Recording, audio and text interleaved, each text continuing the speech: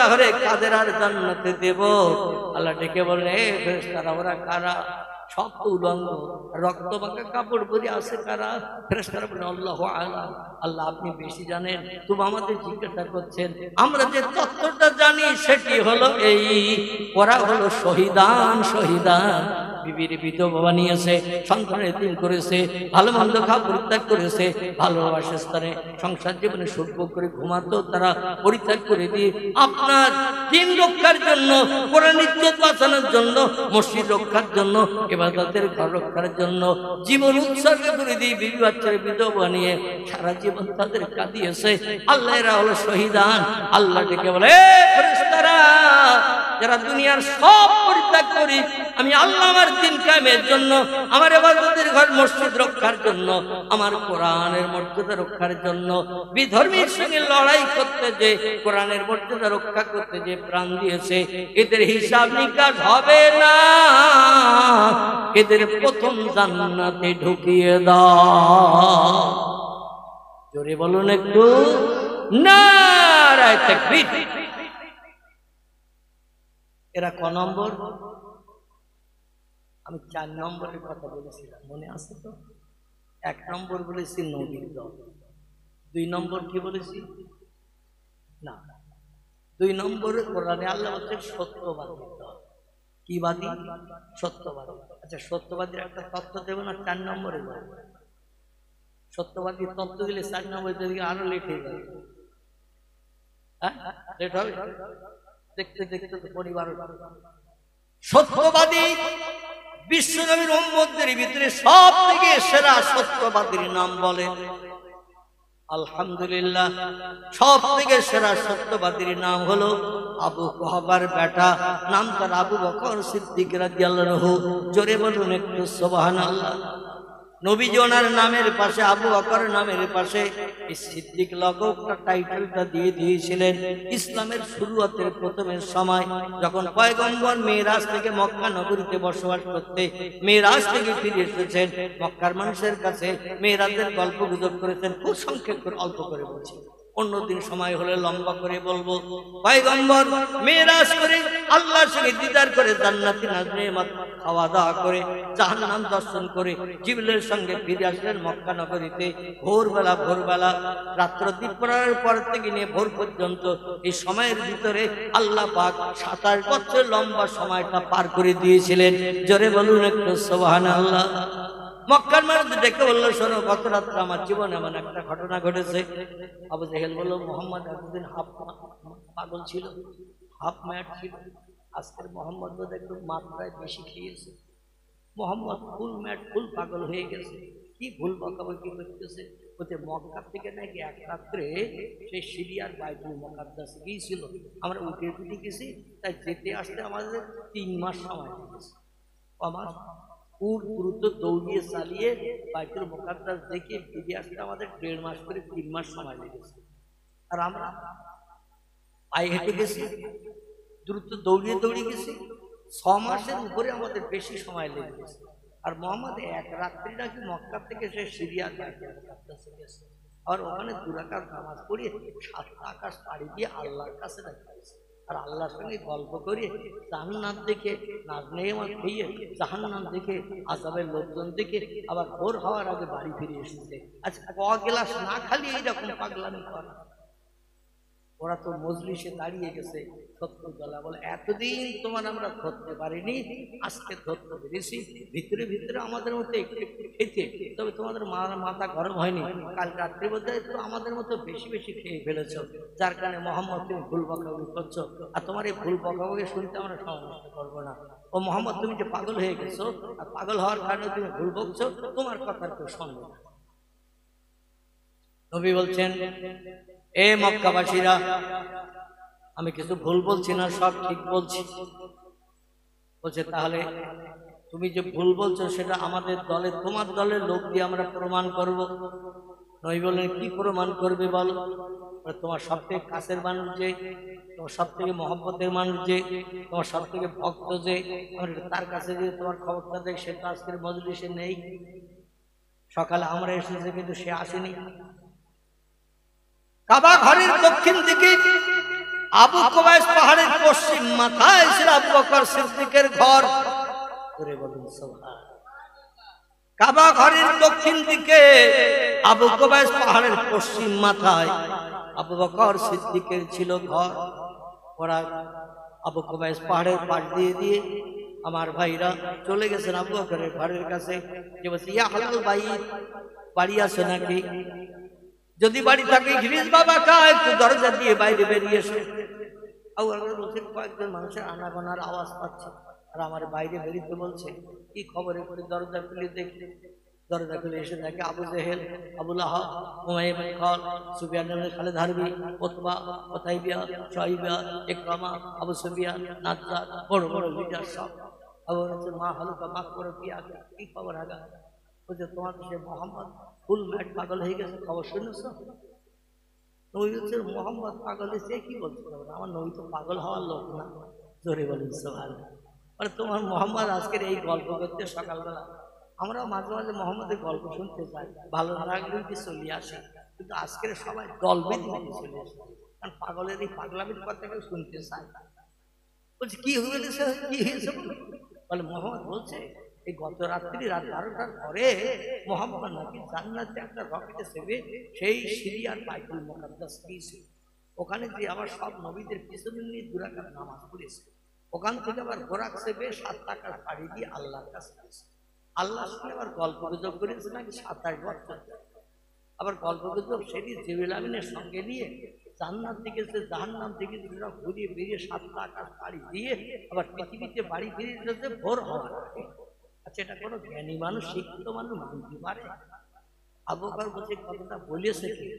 তোমাদের সেই নেতা আব্দুল্লাহর পোলা, সেই মোহাম্মদ। আবু বকর বলছেন, আমি যদি আজ সকালে নবীর কাছে যেতে পারি নাই, তোমাদের মতো পয়গম্বরের মুখের বাণী শোনার সুযোগ আমার নসিবে জোটে নাই, তবে খবরটা তোমরা এসে আমারই দিচ্ছ, এজন্য আমি সৌভাগ্যবান। জোরে বলুন সুবহানাল্লাহ। বিশ্বনবীর জীবনের এমন তাজ্জব ঘটনার খবর আমার কাছে এনে দিয়েছ।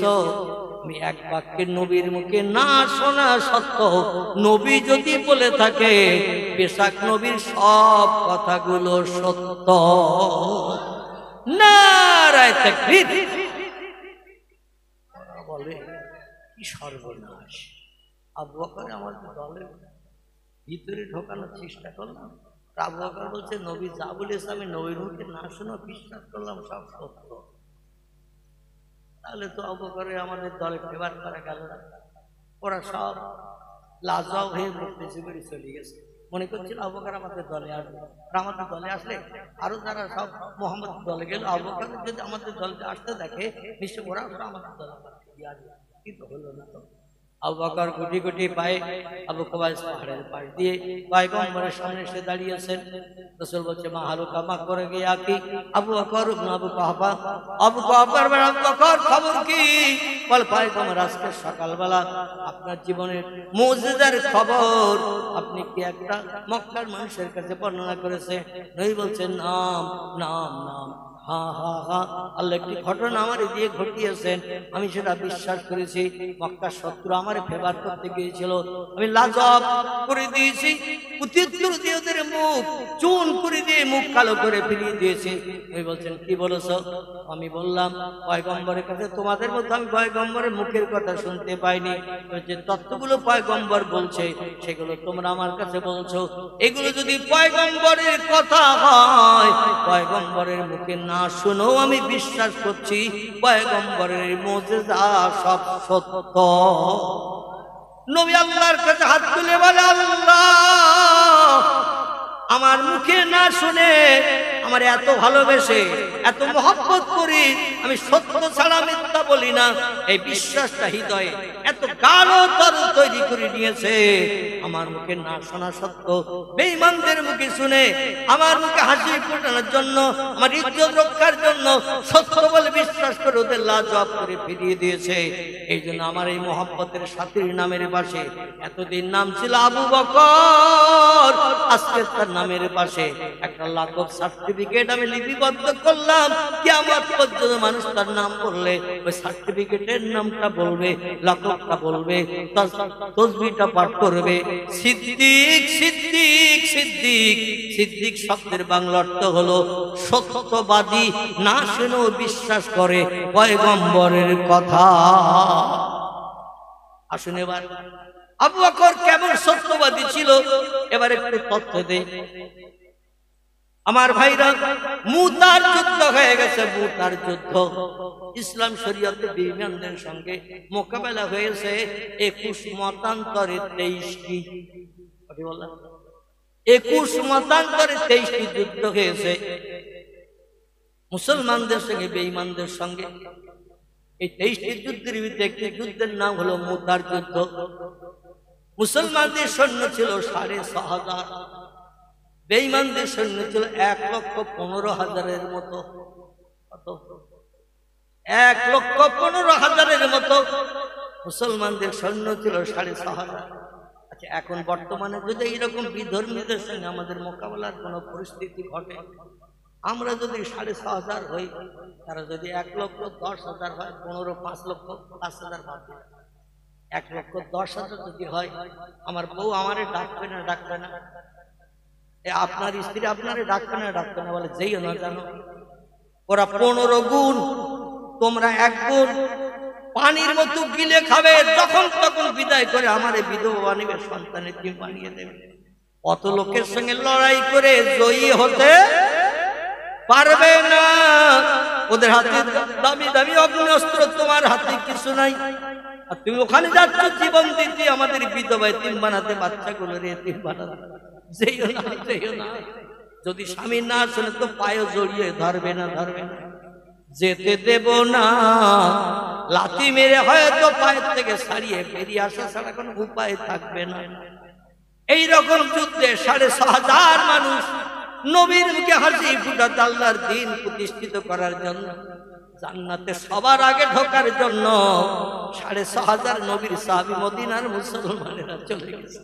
জোরে বলুন সুবহানাল্লাহ। যুদ্ধ শেষ হয়ে গেছে, আল্লাহ পাক বিশ্ব নবীর সঙ্গে যখন বেঈমানদের যুদ্ধ হতো, তাফসীরে কারকেরা তাফসীরে পৃষ্ঠা লিপিবদ্ধ করেছেন, 5 থেকে 7টি যুদ্ধে আল্লাহ পাক নবীর সাহাবী সৈন্য কম ছিল বলে আল্লাহর রহমতি ফেরেশতা হাজারে হাজার ওই যুদ্ধে পাঠিয়ে দিয়েছে। বদরের যুদ্ধে ফেরেশতা এসেছে, উহুদের যুদ্ধে ফেরেশতা এসেছে, তবুকের যুদ্ধে ফেরেশতা এসেছে, মুতার যুদ্ধে ফেরেশতা এসেছে। মুসলমান সংখ্যায় কম, ফেরেশতারা মুসলমানদের মতো সাজগোজ করে নিয়ে এরাও যুদ্ধে মোকাবেলা করে বেঈমানদের পরাজয় ঘটিয়ে যুদ্ধে মুসলমানদের কলেমার কথা উত্তীর্ণ করে বেঈমানদের পালিয়ে যাওয়ার এমন করে দৌরাত্ম হাসিল করেছে। জোরে বলুন একটু সুবহানাল্লাহ। 200, 500, 1000, 2000, 5000 বেঈমান মারা গেছে, মুসলমান জনসংখ্যায় খুব কম মারা গেছে। এখন যুদ্ধ শেষ হয়ে গেছে, মুসলমানদের জয় হয়ে গেছে, মুসলমানদের জয়। 6,500 মুসলমান হওয়া সত্ত্বেও, 1,15,000 মতো বিধর্মী সৈন্য হওয়া সত্ত্বেও ফেরেশতা পাঠিয়ে দিয়ে আল্লাহ ফেরেশতাদের মাধ্যম দিয়ে মুসলমানদের মুখে হাসি ফুটিয়ে যুদ্ধে জয়লাভ করিয়ে দিয়েছেন। বেঈমানেরা পালিয়ে চলে গেছে, যুদ্ধের মাঠে মালমাত্তা যা বেঈমানেরা ফেলে রেখে গেছে, মুসলমানরা সব জড়ো করে সরে করে নিয়ে সব মদিনা জমিনে ফিরে আসছে। এই মালগুলোকে আরবি ভাষায় গনিমাতের মাল বলা হয়। কিসের মাল? গনিমাতের মাল। এই মালগুলো সাহাবীরা সব সড়গড় করে নিয়ে এসে নবীর হাতে তুলে দেন। নবী সাহাবীদের বলেন, তোমরা কতজন বেঁচে আসো, যুদ্ধের মাঠ থেকে ফিরে এসেছো, কজন মারা গেছো, বিবি বাচ্চা বিধবা করেছো, আমার কাছে তালিকা দাও, এই মালগুলো আমি ভাগ বাটোয়ারা করে তোমাদের সবার মুখে হাসি ফোটাবো। জোরে বলুন সুবহানাল্লাহ। আমার ভাইরা, গনিমতের মাল নিয়ে সাহাবীরা বিশ্ব নবীর সামনে এনে রাখছেন। এমন সময় একজন বিধবা নারী, স্বামী হারা বিধবা, ঘরে থাকতে থাকতে খবর পেয়েছে মুতার যুদ্ধে তোমার স্বামী বেঈমানদের সঙ্গে মোকাবেলা করতে যেয়ে শহীদ বরণ করেছে। মেয়েটি বলে, হায় রে, বাচ্চাগুলো এতিম বানালো, আমারে বিধবা করলো, স্বামী হারা করে দিল, জীবন আর স্বামীর সঙ্গে খুশির গল্প করতে পারবো না, এক জায়গায় বসে দিলো খেতে পারবো না, এক জায়গায় এক বালিশে মাথা দিয়ে আর বিশ্রাম করতে পারবো না। জীবনের সুখ শান্তির দাবি রেখে পূরণ করা আমার নসিব আর জটবে না। স্বামী বিদায় নিয়েছে, যুদ্ধের মাঠে শহীদ হয়ে গেছে। মুসলমানেরা ফিরে এসে আমার খবর দিল, তাহলে আমি একটু যাই পয়গম্বরের কাছে, আমি প্রকৃত সত্য তত্ত্বটা পয়গম্বরের কাছে শুনবো। আমার স্বামী বেঁচে আছে না প্রকৃত মারা গেছে? সব সাহাবী এখনো তো ফেরে নাই। গনিমতের মাল নিয়ে বোঝা করে করে, কেউ কাঁধে করে, কেউ পিঠে করে, কেউ মাথায় করে নিয়ে নিয়ে নবীর কাছে জমা দিচ্ছেন। এখনো সব মাল এসে পৌঁছায় নাই। সব সাহাবী এখনো যুদ্ধের ময়দান থেকে উত্তর প্রান্ত থেকে মদিনায় ফিরে আসে নাই। দেখি পয়গম্বরের কাছে যে খবর নেই, পয়গম্বর যে খবর দেবে ওটা আল্লাহ দেয়া খবর। জোরে বলুন সুবহানাল্লাহ। আর পয়গম্বর নিজের তরফ থেকে কোনো কথা বলে না, যেটা বলে আল্লাহ বলতে বললে তাই বলে। জোরে বলুন সুবহানাল্লাহ। পয়গম্বরের কাছে খবর নিয়ে আমি আশ্বস্ত হব, বিশ্বস্ত হব যে আমার স্বামী আছে কি নাই। কাঁদতে কাঁদতে কাঁদতে স্বামী হারা ব্যথা হৃদয় নিয়ে চোখের পানি ঝরাতে ঝরাতে হাউ হাউ করে কাঁদতে কাঁদতে নবীজি দরবারে হাজির। নবী তখন গলিমতের মালগুলো এক জায়গায় করছে, ভাগ বটরা করবেন তাই। করুণ কান্নার আওয়াজ বিশ্ব নবীর কানে যখন হাওয়ার মাধ্যম দিয়ে এসে গেল, আল্লাহ নবী বলছেন মাফুকি ইয়া আইয়ুহাল আসহাব, ও সাহাবীরা তোমরা বলো। একটা করুণ কান্নার আওয়াজ নারীর কণ্ঠ থেকে যেন পাচ্ছে। কে এমন করুণ ভাবে কাঁদছে? আমার কানে আওয়াজ আসছে। আমি অভাগা নারীদের দুঃখ সহ্য করতে পারি না, তাদের চোখের পানি আমি সহ্য করতে পারি না। আমি তাদের মুখে হাসি ফোটানোর জন্য আমি নবী পাগল হয়ে পড়ি। জোরে বলুন সুবহানাল্লাহ।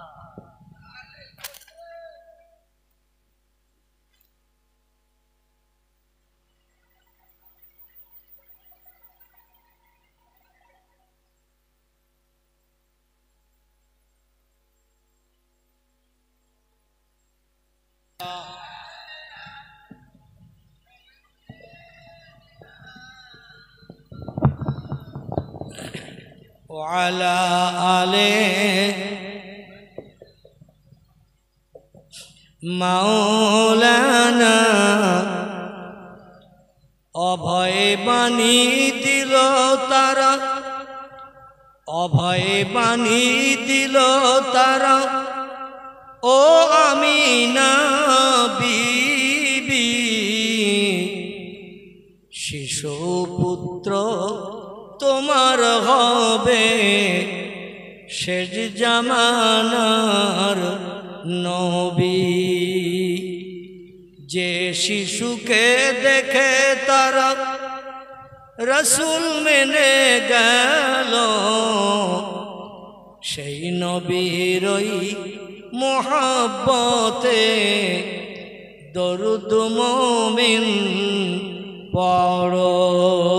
আল্লাহুম্মা সাল্লি আলা মাওলানা ওয়া আলা আলি সাইয়্যিদিনা। সংক্ষেপ কথা, অবাগা নারীর কান্না শুনে সাহাবীরা বলছেন মাফুকি ইয়া আইয়ুহান নিসা, ও অবাগা নারী, ক্রন্দনরত নারী, তুমি কাঁদছো কেন? কান্নার কারণ বলো। অবাগা নারী বলছেন মুতার যুদ্ধ থেকে যারা ঘরে ফিরেছে, দেশে ফিরেছে, বাড়ি ফিরেছে, তাদের মুখে খবর শুনলাম আমার স্বামী শহীদ হয়ে গেছে। স্বামী হারা ব্যথা বেদনা দুঃখ জীবনে সহ্য করতে না পেরে পাগলের মতো ছুটেছি পয়গম্বরের কাছে। সত্যই আমার স্বামী ইন্তেকাল করেছে, যুদ্ধের মাঠে শহীদ হয়েছে না হায়াতে বেঁচে আছে, এটা পয়গম্বরের কাছে জানতে এসেছি। পয়গম্বরের মুখে তত্ত্ব শুনলে আমি আশ্বস্ত হব, বিশ্বস্ত হব। পয়গম্বরের মুখের কথা চির সত্য। জোরে বলুন একটু সুবহানাল্লাহ।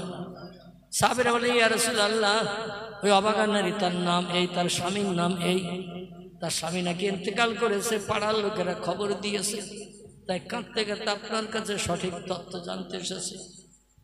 নবী একটু মাথা নিচু করে বসা, মাথা নিচু করে বসে চিন্তা ভাবনা করছেন অবাগা নারীর স্বামীর সম্পর্কে কি তথ্য দেব। জিবরিল আমিন এসে বলে, ইয়া রাসূলুল্লাহ, তথ্যটি দিয়ে দিন। পাড়ার মানুষেরা যে তথ্য দিয়েছে, সাদ্দাকতা সাদ্দাকতা ইয়া রাসূলুল্লাহ, তথ্যটা সত্য। তার স্বামী বেঈমানদের সঙ্গে যুদ্ধ করতে যে শহীদ বরণ করেছে। বিশ্ব নবী কাঁদো কাঁদো ভাব নিয়ে বলেন, ইয়া উম্মি, ও মা জননী, যে খবর পাড়ার মানুষের কাছে শুনেছ, ওই খবরটাই সত্য খবর পাড়ার মানুষেরা দিয়েছে। তোমার বাচ্চারা এতিম হয়ে গেছে, তুমি বিধবা হয়ে গেছো, স্বামী বলে আর বেঁকে জীবনের স্বাদ মেটাতে পারবে না, জীবনের সুখ শান্তির কথা স্বামীরে জানিয়ে আর মেটাতে পারবে না, এক জায়গায় শয়ন কক্ষে এক বালিশে মাথা দিয়ে আর শুতে পারবে না, তোমার ভবিষ্যৎ জীবনটা বিধবার জিন্দেগিতে কাটাতে হবে। আল্লাহ তোমার স্বামীকে শহীদ হিসাবে কবুল করে নিয়েছে। জোরে বলুন একটু সুবহান। অবাগা নারী হাউ হাউ করে কাঁদতে কাঁদতে বাড়ির দিকে রওনা দিয়েছেন। বাচ্চা দুটোর ভবিষ্যৎ কি করব? ওই বললেন, অবাগা নারী, তুমি একটু পরে এসো, গনিমতের মালগুলো বন্টনের পরে তোমার অচল সংসার আমি সচেতনার জন্য মাসে মাসে কিছু ভাতার ব্যবস্থা করে দেব। জোরে বলুন সুবহানাল্লাহ। প্রতি মাসে মাসে রাত ধনকোষ থেকে কিছু খাবার তোমার বাড়ি পাঠিয়ে দেব। ছোট বাচ্চা শিশু, তাদের নিয়ে যাদের সংসার পরিচালিত হয়, আমার মুখে হাসি ফুটাতে আল্লাহর দিন প্রতিষ্ঠার জন্য তোমার স্বামী জীবন দিয়েছে। হাসরের মাঠে তুমি শহীদানের বিবি হিসাবে জান্নাত হালাল বানাবে। কাঁদতে কাঁদতে চলে যাচ্ছি। রাস্তা দিয়ে কিছু দূর যাওয়ার পর আবু বকর সিদ্দিক রাদিয়াল্লাহু সব সাহাবীদের গুটিয়ে সটিয়ে সবগুলো দেখে শুনে নিয়ে উনি একটু শেষে ফিরে আসছেন। জোরে বলেন সুবহানাল্লাহ। নেতৃত্ব যাদের থাকে তারা কোথায় কি আসে না আসে সব দেখে শুনে আসে না, তাদের ফিরতে একটু লেট হয়। মুসলমানদের কোনো কিছু পুরি টুরি আছে কিনা, এই জন্য একটু দেখে শুনে আসছে। আবু বকরের সঙ্গে অবাগা ক্রন্দনরত নারীর দেখা, কাঁদছেন অবাগা নারী। আবু বকর বলছে, মা বুকি আইয়ুহান নিসা, ও মদিনার নারী, তুমি কাঁদতে কাঁদতে কোথায় যাও? আইনা তাযাও, যাও কোথায়? বলছে, এলাল বাইত, আমি কাঁদতে কাঁদতে আমার বাড়ি যাচ্ছি। বলছে, তুমি কাঁদতে কাঁদতে কেন যাও? বলে, গিয়েছিলাম পয়গম্বরের দরবারে। বলে, তারপর পয়গম্বর তো নারীদের চোখের পানি মোচন করে, নারীদের মুখে হাসি ফোটায়, সমস্যার সমাধান করে দেয়। নারীদের মুখে হাসি না দেখলে পয়গম্বরের চোখের পানি বন্ধ হয় না। সেই পয়গম্বর তোমার কাঁদিয়ে ফিরালো, কাঁদতে কাঁদতে বাড়ি ফিরছ, কি ঘটনা ঘটেছে একটু বল। বলছে, আমি পয়গম্বরের কাছে খবর নিতে গিয়েছিলাম, আমার স্বামী যুদ্ধের মাঠে গিয়েছিল পয়গম্বরের মুখে হাসি ফুটাতে, বেঈমানদের সঙ্গে মোকাবেলা করে ইসলামের জয়ের পতাকা উড়াতে। এখন আমার স্বামী হায়াতে বেঁচে আছে না মারা গেছে, এই তথ্যটা জানতে গিয়েছিলাম। পয়গম্বর এমন তথ্য দিল, আমার চোখের পানি অঝর ঝরে ঝরতে শুরু করলো। আমার দেহে আর চোখের পানি আছে কিনা জানি না, তাই ফপাতে ফপাতে মরুর রাস্তায় কাঁদতে কাঁদতে ঘরে ফিরছি। আবু বকর একটুখানি নিশ্চুপ হয়ে মাথা নিচু করে বলছেন, কুম কুম ইয়া আইয়ুহান নিসা, ও নারী একটুখানি দাঁড়াও, আমি একটু চিন্তা ভাবনা করে তোমার স্বামীর সম্পর্কে আমি শেষে ফিরছি, আমি একটু তথ্য পরিবেশন করি, আমি একটু দেখি। আবু বকর একটু বাহ্যিক চোখ বন্ধ করে অন্তরে চোখ চালিয়ে দিলেন মুতার যুদ্ধের প্রান্তরে। জোরে বলুন সুবহান। যুদ্ধের প্রান্তরে অন্তরে চোখ চালিয়ে দিলেন। নবীর যেমন অন্তরে চোখ ছিল, আবু বকরের ছিল না? ওমরের ছিল না? ওমর মসজিদে নববীর মেম্বারে জুমার দিন খুতবা দিচ্ছে, আর দিতে দিতে বলছে, এ আমার মোহাব্বতের ভাই, এ আমার মোহাব্বতের ভাই ইরফা জাবালুকা, তুমি একটু পাহাড়ের মাথায় ঠেলে ওঠো, তাড়াতাড়ি পাহাড়ে ওঠো, অন্যথায় শত্রুরা তোমাদের বিপদের মাঝখানে ফেলে দেবে। মসজিদে নববীতে খুতবা পড়ছেন, জুমার দিন মুসল্লিদের কাছে বক্তব্য রাখছেন, রাখতে রাখতে হঠাৎ বলছেন একটু পাহাড়ের মাথায় ঠেলে ওঠো আমার ভাইরা। বলি আবার খুতবার বাকি অংশ পাঠ করলেন, নামাজ শেষ হয়ে গেল। মদিনার মুসলমানরা নামাজের বাদে বলছেন হুজুর আপনি এক বিষয়ে খুতবা দিচ্ছিলেন, দিতে দিতে হঠাৎ করে আপনি একজন সাহাবীর নাম ধরে বললেন, এ সাহাবী তোমরা জনগণ সমেত পাহাড়ের মাথায় ঠেলে ওঠো, অনেকটা শত্রুরা গুলিবাদ দিয়ে তোমাদের হামলা করে বিদায় করবে, প্রাণনাশ করে দিয়ে দেবে। এ ওমর যুদ্ধ চলছে এখন ইয়ামানের দেশে, কোথায় ইয়ামানের দেশে যুদ্ধ চলছে, সেনা পাঠিয়ে দিয়েছেন। হঠাৎ করে ইয়ামানের দেশে যুদ্ধ চলছে আর এখানে মসজিদে নববীতে দাঁড়িয়ে কি খবর দিলেন আপনি একটু বলেন। উনি বলছেন আমি অন্তরের চোখে দেখলাম আমার পাঠানো সেনারা শত্রুদের মাঝখানে পড়ে গেছে, পাহাড়ের উপরে না উঠলে সব সেনাদের প্রাণ নাশ করে দিয়ে দেবে। আমি একটু বললাম ইরফা জাবালুকা, পাহাড়ের মাথায় ঠেলে ওঠো, তাহলে তোমরা শত্রুদের কবল থেকে মুক্তি পাবে। যুদ্ধে মুসলমানদের জয় হয়ে গেল। মুসলমানদের জয় হয়ে যাওয়ার পরে মুসলমানেরা মদিনায় ফিরে আসলো। আসার পরে মদিনার মুসলমান জিজ্ঞাসা করছেন, জুমার দিন ওমর রাদিয়াল্লাহু খুতবা দিতে দিতে এ সেনাপতি তোমার ডেকেছিল, পাহাড়ের মাথায় উঠতে বলেছিল সকল সেনাকে নিয়ে, বিষয়টা কি তুমি কি শুনতে পেয়েছিলে? বলে সাদ্দাক্তা সাদ্দাক্তা ইয়া কি, কথা বাস্তব সত্য।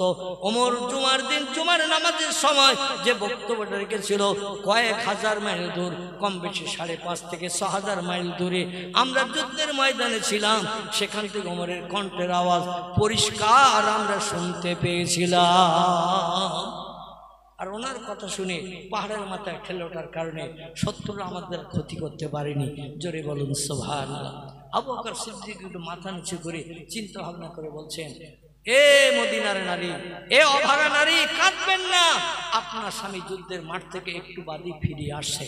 জোরে বলুন সুবহানাল্লাহ, জোরে বলুন সুবহানাল্লাহ। মেয়েটি বলে নবীর কথা সত্য না আবু বকরের কথা সত্য? বড় দ্বন্দ্বে পড়ে গেলাম জানি।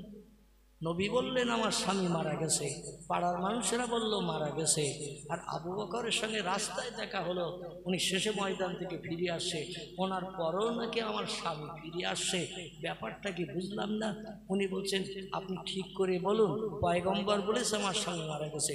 আবু বকর বলছে আমি দেখতে পাচ্ছি তোমার স্বামী হাসি মুখে ফিরে আসছে। জোরে বলুন সুবহানাল্লাহ। হযরত আবু বকর সিদ্দিক পয়গম্বরের কাছে গেছে, যে চুপ করে দাঁড়ানো, এমন সময় সে সাহাবীটাও এসে হাজির। জোরে বলুন একটু সুবহানাল্লাহ। অবাকা নারী আবু বকর বলেছে স্বামী ফিরে আসছে, স্বামীকে দেখার জন্য পাওয়ার জন্য পয়গম্বরের দরবারে হাজির। নবীকে বলছেন ও মা তুমি কাঁদতে কাঁদতে আবার কেন ফিরে গিয়েছিল, আবার ফিরে আসছো? বলে আপনার সাহাবী একটা মিথ্যা তথ্য দিয়েছে, আমার স্বামী নাকি যুদ্ধে মরেনি, শহীদ হয়নি, আমার স্বামী নাকি ফিরে আসতেছে, তাই আমি আবু বকরের সঙ্গে আবার আপনার কাছে এসেছি, দেখি আমার স্বামী ফিরে আসে কিনা। হঠাৎ করে কথা বলতে বলতে তার স্বামী সামনে হাজির। জোরে বলুন সুবহানাল্লাহ। নবীও তো, সাহাবীরাও তো। কিছু সাহাবী বলছে আমরা তো বাস্তবে দেখেছি ওনার স্বামী তরবারির আঘাতে প্রাণ বিসর্জন দিয়ে জমিনে শায়িত হয়ে গেছে, আমরা দেখেছি। পয়গম্বর বলছেন আমিও সঠিক খবর শুনেছি, ওনার স্বামী মারা গেছে, তাই আমি তথ্য দিয়েছি তাকে, তোমার স্বামী হায়াতে বেঁচে নাই। আর আবু বকর বলল তোমার স্বামী বেশি আছে। কি বুঝলো তা বুঝলাম না। আল্লাহর পয়গম্বর মুখটা আসমানের দিকে উঁচু করেছেন। খবর নেবেন কার কাছ থেকে? আল্লাহর কাছ থেকে খবর নেবেন। বিষয়টা কি? নবীও ধন্দে পড়ে গেছেন, বিষয়টা বুঝতে পারছেন না। জিবরিল খবর দিয়ে গেল ওর স্বামী মারা গেছে, আর আবু বকর বলল ওর স্বামী বেশি আছে। আবু বকরের কথাটাই বাস্তবে রূপায়িত হলো। বিষয়টা কি? যে আকাশের দিকে মুখ উঁচু করেছেন আল্লাহ বলেন যাবিয়া জিবরিল আলা রাসূলিহি, জিবরিল তাড়াতাড়ি করে আমার নবীর কাছে যা, যে খবর দিয়ে দে আমার নবী সার্টিফিকেট দিয়েছে আবু বকরের নামের পাশে সিদ্দিক। ওই নারীর স্বামী মৃত্যুবরণ করেছে যুদ্ধের মাঠে, কোনো সন্দেহ নাই শহীদ হয়ে গেছে, কোনো সন্দেহ নাই। নবী তথ্য দিয়েছেন মারা গেছেন, শহীদ হয়েছেন, তথ্য সঠিক। কিন্তু আবু বকর সিদ্দিক নামের লকবটা, সিদ্দিক নামের মর্যাদা হেরাস হয়ে যাবে, মিথ্যা হয়ে যাবে। আবু বকর কথা বললে কথা সত্য হয়, সবাই বিশ্বাস করে, কিন্তু আজকের এই কথাটা সত্য প্রমাণিত হবে না। আমি আল্লাহ ওটা পছন্দ করি না, কেন যত কথা বলে সব কথা সত্য বলে, একটা দিনও জীবন দিতে চায়, মিথ্যা বলতে চায় না। তাই তার কথাটাকে বাস্তবে রূপদান করে কিয়ামত পর্যন্ত সিদ্দিক লকবের টাইটেল বিশ্ববাসীর কাছে চালু রাখার জন্য আমি মরা মানুষকে কোন শব্দ ব্যবহার করে জিন্দা করে নবীর দরবারে পাঠিয়ে দিয়েছি।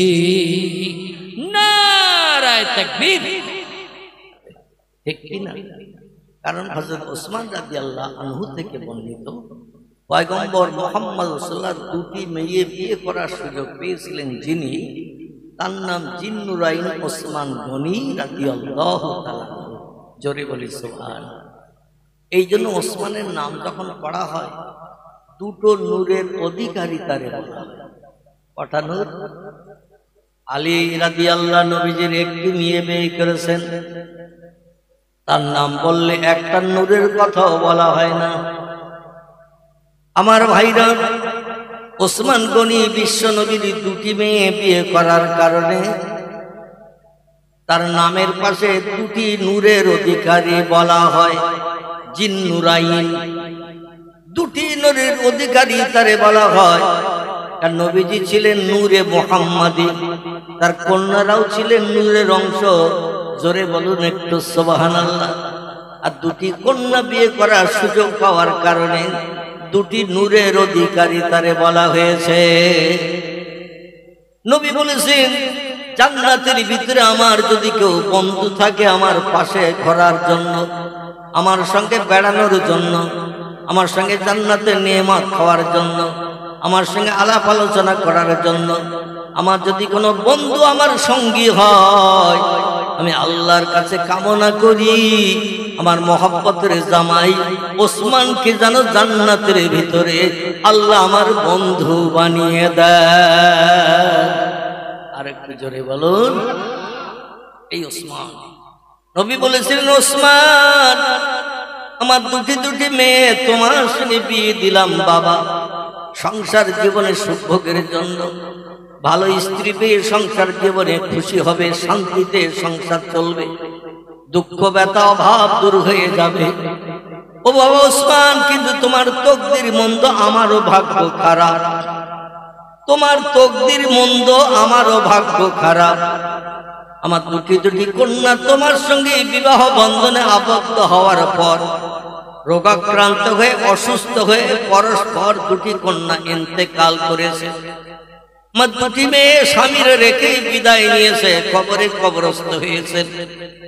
সেই খোদার কসম, আমার দুটি কন্যা হারিয়ে তুমি স্ত্রী হারা হয়ে গেছো।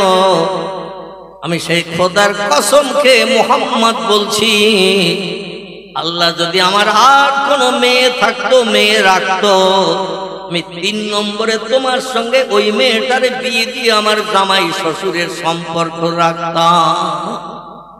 একটু জোরে বলে, কারণ তুমি এখন জামাই শ্বশুরের সম্পর্ক থেকে বিচ্যুত হয়ে গেছো। আমার দুটি কন্যা ইন্তেকাল করেছে, মারা গেছে।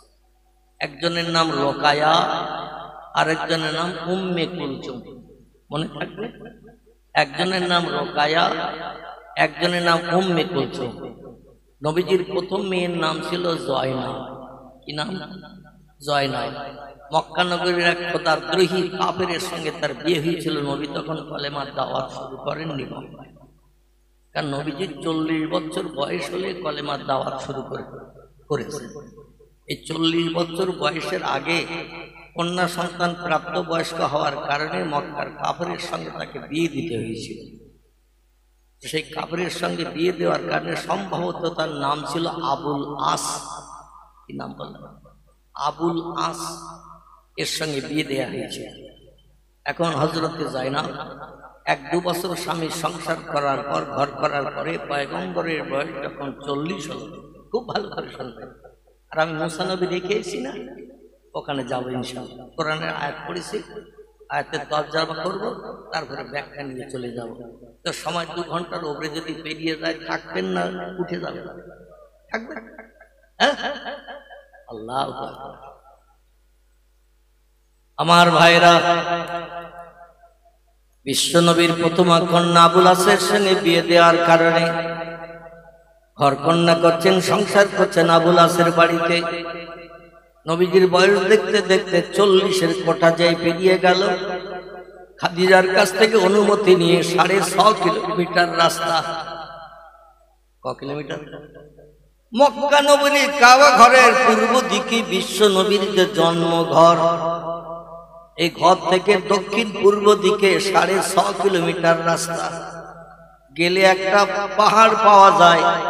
এই পাহাড়টির নাম হলো গারে নূর জাবালে হেরা। কি নাম বললাম? গারে হেরা জাবালে নূর। বর্ণনাকারীদের মতে এমন তথ্য দেয়া হয়েছে, গারে হেরা জাবালে নূর। আমার ভাইরা, এই পাহাড়ের মাথায় পয়গম্বর খাদিজার কাছ থেকে অনুমতি নিয়ে চলে গিয়েছিলেন তিনি আল্লাহকে খুঁজে পাওয়ার জন্য। কি করার জন্য? আল্লাহরে খুঁজে পাওয়ার জন্য। এমনি এমনি কি আল্লাহরে পাওয়া যায়? কথা বলতে হবে। ভুল হলো আমি সংশোধন করব, ঠিক হলো আলহামদুলিল্লাহ। তবে একেবারে ইতিকাফে নিয়ত করে বসে থাকতে হবে। লম্বা টাইম ওয়াজ শুনতে গেলে কথার উত্তর দিতে হবে, জজবা তৈরি করতে হবে, তাহলে আমারও কিছু কথা বলতে ইচ্ছা হবে, ঠিক কি না? ইচ্ছা হবে। আমার ভাইরা,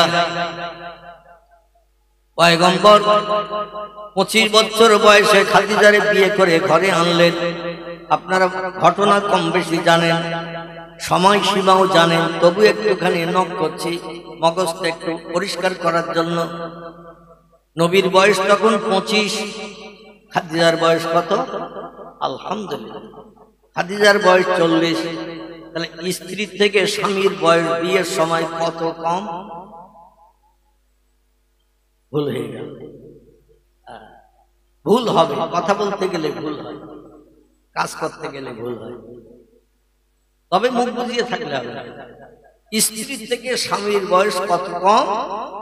15 কম। এখন যদি কোনো ছেলে এইরকম একটা নিজের বয়স মনে করেন 24, আর বিয়ে করেছে 39 বছর বয়সের একটা মেয়ে, কত বয়স কম? তাড়াতাড়ি বলার জন্য তো আমি সেই 15ই ধরেছি, মানে 24 বছরের ছেলে 39 বছরের মেয়ে, তাহলে নবীর যেটা এটাও সেই একই, 39 একই 15, যাতে বলতে সুবিধা। এই জন্য আমি মাঝখানে 33-35 বলি। একই বয়স। কোন ছেলে যদি কোনো মেয়ের যৌবন বয়সে পূর্বে কোথাও বিয়ে করেনি, এই প্রথম বিয়ে করছে 39 বছরের বয়স্কা মেয়ে, আবার যারে বিয়ে করছে তার পূর্বে 2 জায়গায় বিয়ে হয়েছে, আবার 2 জায়গায় বিয়ে হয়েছে, 2 স্বামীর ঔরসে 2টো বাচ্চাও হয়েছে। খুব ভালো করে বলবে, 2 স্বামীর ঔরসে 2টো বাচ্চাও হয়েছে। 2টো বাচ্চা হওয়ার পরে 2 স্বামী এক এক করে মারা গেছে। স্ত্রী এখন সধবা না বিধবা? বিধবা। প্রথম একটা বিয়ে করলো, একটা বাচ্চার পরে স্বামী মারা গেল, আবার একটা বিয়ে করলো, একটা বাচ্চার পরে স্বামী আবার মারা গেল। 2টা স্বামী মারা গেল, স্ত্রীর কিন্তু মরণ হয়নি। স্বামীর বয়স 22-24, স্ত্রী বয়স কিন্তু তখন ওই রকম মনে করুন 17-18 কি 22-23 বা তারও কম। আমার ভাইরা, সারা মক্কা নগরীতে খবর রটে গেল, খাদিজা হলো দেখতে সুন্দরী, অপরূপা, লাবণ্যময়ী চেহারার মেয়ে, তবে ও হলো স্বামী খেগো। কি খেগো? স্বামী খেগো। ও হলো চরিত্রহীনা ও কলঙ্কিনী। খাদিজার নামে বিভিন্ন যুবক বিভিন্ন অপবাদ দেয়। সব থেকে বড় অপবাদ ও স্বামী খেগো। কেন বলে? যার সঙ্গে বিয়ে হয় সে যুবকের খেয়ে নেয়, আর খাওয়ার কারণে যুবক দুনিয়া থেকে বিদায় নেয়। খাদিজা বিধবা হয়ে থাকে। ওনার বাবার নাম ছিল খোয়াইলেদ, কি নাম বললাম? খোয়াইলেদ রহিতা খাদিজা। এ খোয়াইলেদ বলল, ও মক্কার যুবকেরা, আমার কন্যার দুটি বাচ্চা হয়েছে ঠিকই, দুবার বিয়ে হয়েছে ঠিকই, অন্য মেয়েদের মতো আমার মেয়ের চেহারার সৌন্দর্য এখনো ভাটা পড়েনি, সৌন্দর্যে কোন রকম খারাপই দেখা দেয়নি। পূর্বে যেমন ছিল বর্তমানেও তেমন। বাচ্চা হয়েছে দেখলে বোঝা যায় না।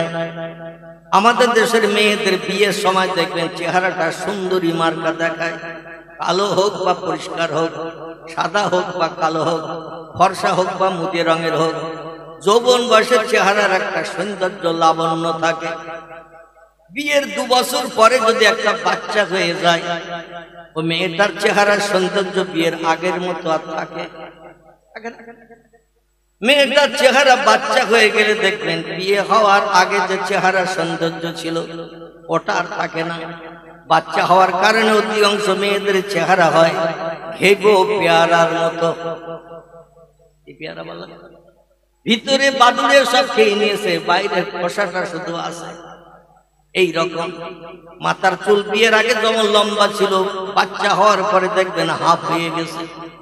ওজন বিয়ের আগে ছিল 56 কেজি, আর বাচ্চা হওয়ার পরে ওজন হয়ে গেছে 27 কেজি।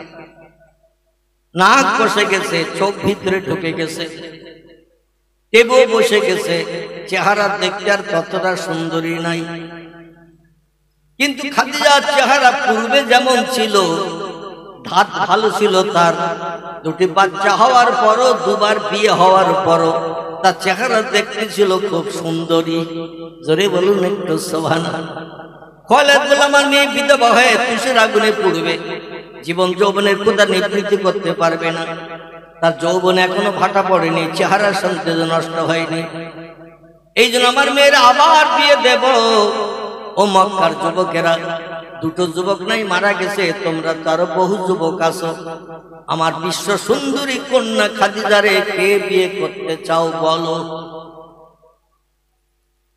মক্কায় যত যুবক ছিল সবাই ডেকে বলল, চাচা, আবুল আসের সঙ্গে, আতিকের সঙ্গে আপনার কন্যার যখন বিয়ে হয়নি, তখন আমরা রাতের বেলা আপনার কন্যা চিন্তা করতে করতে ঘুমিয়ে যেতাম, আর 2-1 ঘন্টা ঘুমাতে না ঘুমাতে খাদিজারে স্বপ্নে দেখতাম। আমাদের ছেলেরা যেমন সিনেমা থেকে বাড়ি এসে শুয়ে পড়লেই নায়িকারে পেয়ে যায়। ঠিক বললাম না ভুল বললাম? অভিনেত্রীরা দেখেছো যে 3 ঘন্টা ধরে মুখের মুস্কি হাসি, চোখের চাও নেই, আর দুধের মতো সাদা দাঁতের ঝলকানি লাল ঠোঁটের মুস্কি, 3 ঘন্টা ধরে দেখে বাড়ি এসে যেই শুয়েছে, আধা ঘন্টার ভিতরে বোম্বাই নায়িকা ওর পাশে এসে গেছে। বলছে, আজকের জীবন ঠান্ডা হলো, টিকিট কাটা সার্থক হলো। তুমি আসলে কি করে? বলে, আমারে তুমি ভালোবাসো, সপ্তাহে 3 দিন করে সিনেমা হলে দেখতে যাও। আমি এটা মনে মনে অনুভব করে বুঝেছি। এই জন্য আমি আর থাকতে পারিনি, তাই বোম্বাই থেকে, দিল্লি থেকে, লখনৌ, কানপুর, হায়দ্রাবাদ থেকে তোমারে খুঁজে খুঁজে পেয়েছি। হিজলা গ্রামে এসেছি, কিংবা খিদিরপুরে এসেছি, পাশাপাশি গ্রাম না, খিদিরপুরে এসে গেছি, হিজলা গ্রামে এসে গেছি। বলে, তুমি হঠাৎ আসবে আজকের এই রাতের বেলা? আমি তো আগে জানতাম না। আগে জানতে তো তালপুকুরের সব থেকে দামি মিষ্টির দোকান থেকে 20 টাকা দামের রসগোল্লা 7টা এনে রাখতাম, কিছু দই এনে রাখতাম, নামি দামি ছানার সন্দেশ এনে রাখতাম। হঠাৎ আসবে তা তো জানি না। তবে তুমি এসেছো এত বড় কষ্ট করে, এই দেবযানী সিনেমা হলের মোড় থেকে হেঁটে হেঁটে এসেছো না, গাড়িতে এসেছো? বলে, গাড়ি একটাও পাইনি, হাঁটতে হাঁটতে এসেছো। বলে, ক্ষুধাও তো কম লাগে, পিপাসাও তো কম লাগে, এখন কি নাস্তা তোমারে দেই? তালপুকুরের বাজারেও তো যাই না, তুমি আজকে আসবে তাকে জানি। তো ঘুমের ঘরে পকেটে হাত দিয়েছে, নাস্তা কিছু আছে কিনা খোঁজ নিচ্ছে। পকেটে হাত দিয়ে দেখে 3টি বিড়ি হাতে লাগিয়েছে। 3টি বিড়ি হাতে লাগিয়েছে। বন্ধুর সঙ্গে বন্ধু দেখা হলে, গল্প গুজব জমে গেলে দেখবেন একজন আরেকজনের কাছে বিড়ি বার করে দেয়। ম্যাচ দেশলাই ধরিয়ে দেয়, বলেন তুইও টান আমিও টানি, অনেকদিন পর দেখার সময় মনের গল্প একটু করে বাড়ি যায়, 8 ঘন্টা 1 ঘন্টা লাগে লাগবে, এখনো পকেট থেকে বিড়ি বার করে নায়িকার হাতে ঘুমিয়ে পড়ি একজন। নায়িকা বলছে এত পথ কষ্ট করে বসিরহাট থেকে পায়ে হেঁটে আসলাম হিজলাই খিদিরপুরে, আরে শুকনো বিড়ি খাবো, পিপাসায় কাতর, বলে এই বিড়ি তারে টানো, তাল পুকুরে দৌড়িয়ে যাবার, দৌড়িয়ে মিষ্টি আনবে, বলে আমি তাল পুকুরে মিষ্টি আনতে গেলে তুমি আমার চলে যাবে না, সে তো বলে তোমারও মিষ্টি আনতে দিতে হবে না, অত সময় আমার নাই, অত সময় দিতে পারবো না। তো ও চলে যাওয়ার জন্য ছটফট করতে চায়, এ ওরে ধরে রেখেছে ঘুমের, টানাহাসা করতে করতে ঘুম ভেঙে গেছে। ঘুম ভেঙে দেখে সেরা স্যাটাই একই শুয়ে, সেরা স্যাটাই একাই শুয়ে রয়েছে, কোথায় নায়িকা কোথায় উড়ে গেছে তার ঠিক ঠিকানা নাই। এরকম স্বপ্ন আমাদের মাঝে মাঝে হয় না, হয় না। আল্লাহ নবী বলছেন মান রাআনি ফিল মানাম রাআল হাক্কু, খুব ভালো করে শোনেন, নবী বলছেন ঘুমের ঘরে স্বপ্ন যোগে যদি কোনো ব্যক্তি আমি মুহাম্মদ রাসূলুল্লাহ আমার একটা বার স্বপ্নে দেখার সুযোগ পেয়ে যায়, রাআল হাক্কু, সে আমারে সত্য দর্শন করলো, সে আমারে সঠিক দেখলো। আর যে লোকটি একটা বার ঘুমের ঘরে স্বপ্ন যোগে আমি মদিনার নবী সবুজ গম্বুজের নিচে ঘুমানো শয়ন করা নবী একটা বার আমার সঙ্গে সারা জীবনের ভিতরে ঘুমের ঘরে যদি দেখা করার সুযোগ পেয়ে যায়, আল্লাহ 7খানা জাহান্নামের দরজা তার জন্য হারাম হয়ে যাবে, 8খানা জান্নাতের দরজা তার জন্য খোলা হালাল হয়ে যাবে। ওই লোকটা হবে চিরস্থায়ী জান্নাতি, জাহান্নামের আগুন কোনোদিন তার স্পর্শ করতে পারবে না। এখন আমি আপনি চেষ্টা করলে কি নবীর দেখতে পাবো? বাপের সঙ্গে ছেলের ঘুমের ঘরে মরে গেলেও দেখা হয়, দাদার সঙ্গে নাতির দেখা হয়, বন্ধুর সঙ্গে বন্ধুর দেখা হয়, বান্ধবীর সঙ্গে বন্ধুর দেখা হয়, আবার বন্ধুর সঙ্গে বান্ধবীর দেখা হয়, কিন্তু নবীর দেখা জুটেছে? জুটেছে? নবীর দেখা কোনো দিন জোটে নাই। পয়গম্বর তিরমিজি শরীফের হাদিসে একটি তথ্য দিয়েছেন, আমি তথ্যটা বলি, আমার মূল বক্তব্যের দিকে আপনাদের নিয়ে যাব। নবী বলছেন যদি কোনো ব্যক্তি মরণের আগে আমার চেহারা দর্শন করে কবরে কবরস্থ হতে চায়, তিরমিজি আবু দাউদ দুটি হাদিসের কিতাবে হাদিসটি নকল করেছেন। ইমাম আবু ঈসা তিরমিজি রাহমাতুল্লাহ আলাইহি, ইমাম আবু দাউদ রাহমাতুল্লাহ আলাইহি, জোরে বলুন একটু সুবহানাল্লাহ। দুটি হাদিস যদি একটা হাদিস লেখা থাকে, হাদিসটার জোর আছে না জোর নাই? হাদিসটার মর্যাদা বেশি না কম? বেশি, কারণ 2 হাদিসের কিতাবে লিখেছে। আমার ভাইরা, পয়গম্বর বলছেন মরণের আগ পর্যন্ত স্বপ্ন যোগে নিজের ছেঁড়া চাটাই বিছানায় শয়নের মাধ্যম দিয়ে আমার যদি দেখতে চায়, সে পৃথিবীতে যখন শয়ন করতে যাবে, ঘুমাতে যাবে, বিশ্রাম করতে যাবে, একটা কাজ তারা যেন করে নাই। ওটা সম্ভব হবে আমাদের জন্য করা? সম্ভব হয় করা? 2-3টে বললে আবার চিন্তা হতে, অত করা যাবে?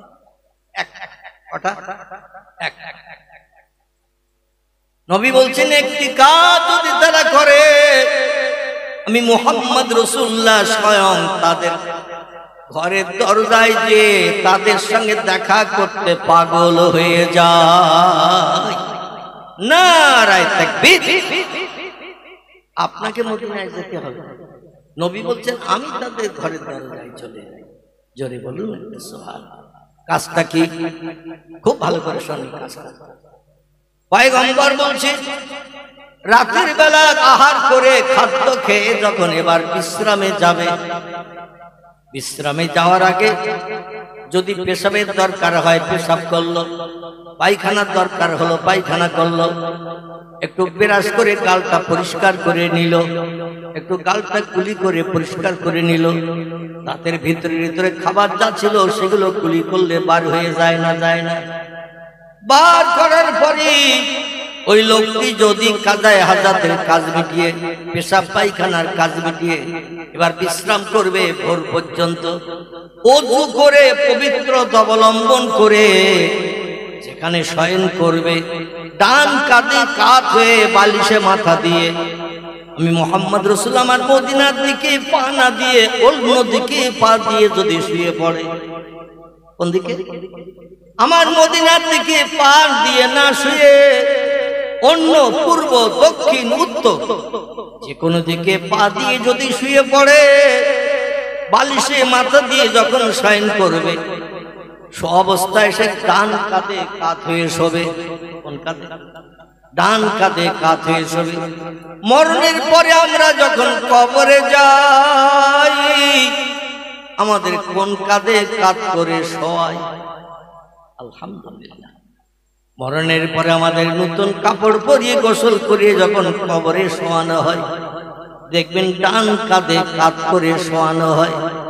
আর ডান কাঁধে কাত করে শোয়ালে ওই লোকটা কিয়ামত পর্যন্ত কবরের ভিতরে শুয়ে পয়গম্বর মুহাম্মদ রাসূলুল্লাহ রওজা মোবারক মদিনাতুল মুনাওয়ারার সেই কবরের সবুজ গুম্বদ, সেদিকেই তার নজরটা রয়ে যায়।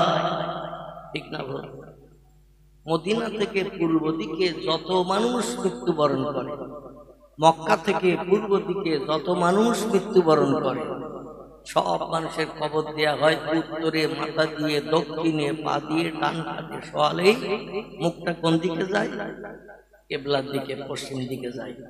নবী বলছেন আমার দিকে মুখটা করে শোয়ালে আমি মুহাম্মদ রাসূলুল্লাহ আমার কবর থেকে তার কবরে ফয়েজ চলে যায়, রুহানি তাওয়াজ্জু চলে যায়, বরকত চলে যায়, মিশক আম্বরের সুগন্ধ চলে যায়।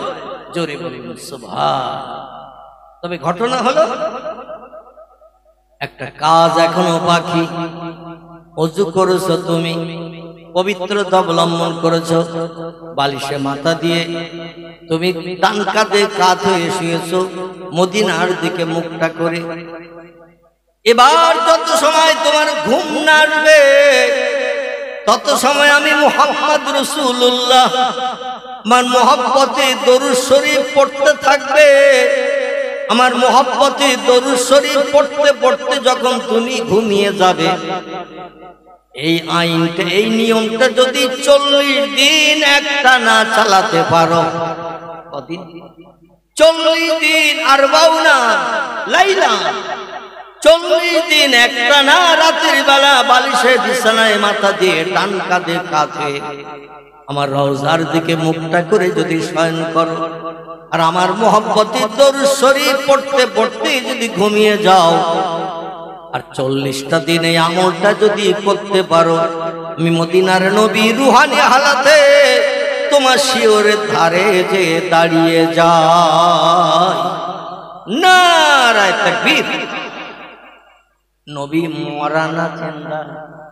আল্লাহু আকবার। নবী বলছেন ইন্নাল্লাহ হারামা আন তাকুলা আলাল আরদি আসজাদাল আমবিয়া ওয়া নাবিয়াল্লাহি হাইয়ুন ইয়ারযাকু কামা ক্বাল আলাইহিস সালাতু ওয়াস সালাম।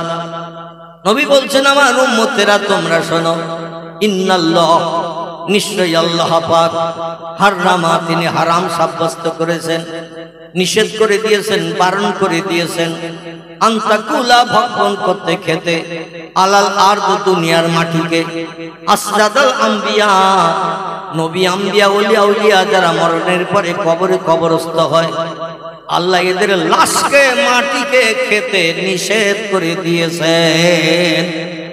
নারায়ে তাকবীর। কাদের কাদের? নবীদের আর ওলিদের। আর শহীদান যারা, এদের যে কাপড় দিয়ে, রক্ত মাখা কাপড়, যে কাপড় পরিধান অবস্থায় মৃত্যুবরণ করেছে, যুদ্ধ করতে যে, কোরআন রক্ষা করতে যে, ইসলামের মর্যাদা বাঁচাতে যে, মসজিদ রক্ষা করতে যে, কোন ব্যক্তি যদি প্রাণ নাশ বিধর্মীদের হাতে হয়ে যায়, একটা মানুষ এমনি এমনি মরে না, তার গায়ে থেকে 2-4 ফোঁটা রক্ত বার হয়, হয় না? হয় না? ইসলামের মর্যাদা রক্ষা করতে গেলে বিধর্মীর তরবারিতে, বল্লমে, অগ্নি অস্ত্রে, বুলেটের গুলিতে যদি প্রাণ বার হয়ে যায়, 2-5 ফোঁটা রক্ত দেহ থেকে বার হয় না? হয় না? আর রক্ত না বার হলে কি তার মরণ হবে? মরণ হবে না। নবী বলছেন হুঁশিয়ার হয়ে যাও আমার উম্মতেরা, সাবধান হয়ে যাও। দুনিয়ার সব নারী পুরুষের মরণের পরে গোসল করাবে, নতুন কাপড়ের কাপড় পরাবে, প্রয়োজনে যদি সাবান মাখাতে যাও সাবান মাখাবে, গায়ের ময়লাগুলো গরম পানি দিয়ে উনসুনে গরম পানি দিয়ে ধৌত করে ময়লাগুলো পরিষ্কার করবে। বেশি চাপাচাপি করবে না, কারণ মরণের কষ্ট তার সারা দেহ পাকা ফোড়ার মতো ব্যথা হয়ে গেছে। মরণের কষ্ট বড় ভয়ঙ্কর কষ্ট। নবী বলছেন সাকারাতুল মাউতে হাক্কুন, মৃত্যুর যন্ত্রণা হলো সত্য। হঠাৎ মরণ, 2 ঘন্টা পরে মরণ, 4 ঘন্টা পরে মরণ, 5 মিনিট পরে মরণ। এই কষ্ট সঙ্গে সঙ্গে মরণ। রাস্তা চলতে যে আষাঢ় খেয়ে পড়েছে মরণ। ওইটা সময় 2-5 মিনিট, 2-1 সেকেন্ড, 2-1 মিনিট, এটাই হলো মরণের জাকান্তানির কষ্ট। ও যতটুকু সময়ের ভিতরে মরণ হয়েছে অতি কষ্ট। আরে কষ্ট হলো সত্য। মরণের কষ্ট থেকে কেউ নিষ্কৃতি পেতে পারবে না, কারণ আল্লাহ যারে না বানালে কিছুই বানাননি। তিনি হলেন আমি মুহাম্মাদুর রাসূলুল্লাহ। আমারও মরণের কষ্ট আল্লাহ দিয়েছে। আমি জীবনে একটা মিথ্যা কথা বলিনি, কারো মালে না বলে হাত দেয়নি, কারো গালানি একটা চড় মারিনি, কটু কথায় কাউকে গালিগালাজ করিনি, কারো অর্থ আত্মসাৎ করিনি, কোনো বিধবার দরজার কড়া নাড়া দেয়নি, কোনো গরিবের হক আমি ফাঁকি দিয়ে খাইনি, কোনো ব্যক্তির তরবারি দিয়ে মার্ডার করে প্রাণনাশ করে বাল মাত্রা কেড়ে নিয়ে বাড়ি যাইনি। আমি মুহাম্মদ রাসূল, আমার চরিত্র ছিল সাদা কাপড় মার্কা। কি কাপড়? সাদা কাপড় মার্কা। এই সাদা কাপড়ে কোন একটা দাগ লাগলে ভালো দেখায় না, খারাপ দেখায়, খারাপ দেখায়। নবী বলছেন আমার চরিত্রটা হলো সাদা কাপড় মার্কা। সারা জীবন একটা ভুল আমার নাই। আমি জীবন একটা ভুল একটুখানি করেছিলাম। কটা ভুল? আমার জীবনে একটা ভুল করেছিলাম। আচ্ছা, ভুলটা কি বলতে পারবেন? আলহামদুলিল্লাহ, আমার ধারণা ওয়াজ বলে আমার মুখে শুনছে। চন্দ্র দ্বিখণ্ডনের সময় মক্কার মুশরিকরা বলেছিল, মুহাম্মদ তুমি যদি আকাশের চাঁদ দ্বিখণ্ডন করে দেখাতে পারো তোমার সত্য নবী বলে বিশ্বাস করব। নবী বললেন, হায় রে, বহুদিন পরীক্ষা নিরীক্ষা করেছো, আমি মুহাম্মদ সব পরীক্ষায় ফার্স্ট ক্লাস ফার্স্ট হয়েছি, এখনো চাঁদ দ্বিখণ্ডন করে দেখাতে হবে, তাহলে তোমরা বিশ্বাস করবে।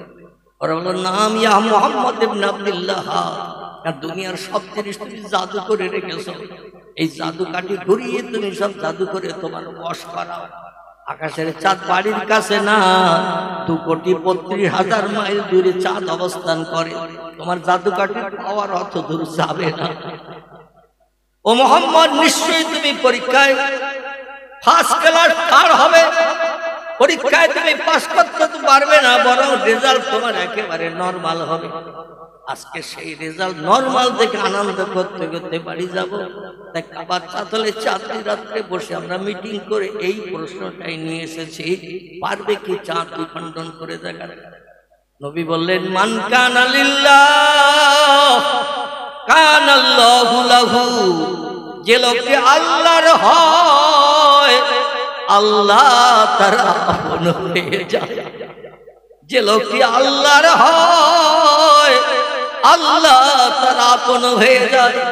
আর আল্লাহ বলছেন, কুল্লা শাইইন ইয়ানফাউন্না, আমি যার আপন হয়ে যাই, আমার বানানো যত সৃষ্টি আছে সব ওই বান্দার আপন বানাই। একটু জোরে বলেন নারায়ে তাকবীর। নবী বলছেন, যে লোকটি আল্লাহর আপন হয় আল্লাহ তার আপন হয়ে যায়। আর আল্লাহ যার আপন হয়ে যায়, কুল্লা শাইইন ইয়ানফাউন নাস, আসমান এবং জমিনে যা কিছু আছে সব সৃষ্টি ওই লোকটার আপন হয়ে যায়। যারে যা বলে সঙ্গে সঙ্গে তাই শুনতে বাধ্য হয়। তবে শর্ত হলো মানুষকে একটু আল্লাহর আপন হতে হবে। পৃথিবীতে সব থেকে বেশি আপন আল্লাহর কে হয়েছেন? সব থেকে বেশি আপন এই পৃথিবীতে আল্লাহর কে হয়েছে? তাড়াতাড়ি বলে, আরে ভুল হলে তো সংশোধনের জন্য আসি। সব থেকে বেশি আপন কে? আলহামদুলিল্লাহ। এই ছেলেটার মগজে একটু মাল আছে, ভালো চিন্তা ভাবনা করে শোনে, আর আশেপাশে যেখানে যাই ওর সামনে দিয়ে বসে। আমার লিয়াকাত ভাই মরহুমের ছেলেটা এ ওয়াজ শুনতে যায় এবং শুনে মেমোরিতে জমা করে রাখে। আল্লাহকে সব থেকে বেশি ভালোবেসেছেন কে? মুহাম্মাদুর রাসূলুল্লাহ সাল্লাল্লাহু আলাইহি ওয়াসাল্লাম। তাই নবীজি যদি আল্লাহর সব থেকে বেশি ভালোবেসে থাকেন, তাহলে সৃষ্টি নবীরে ভালোবাসবে না বাসবেন?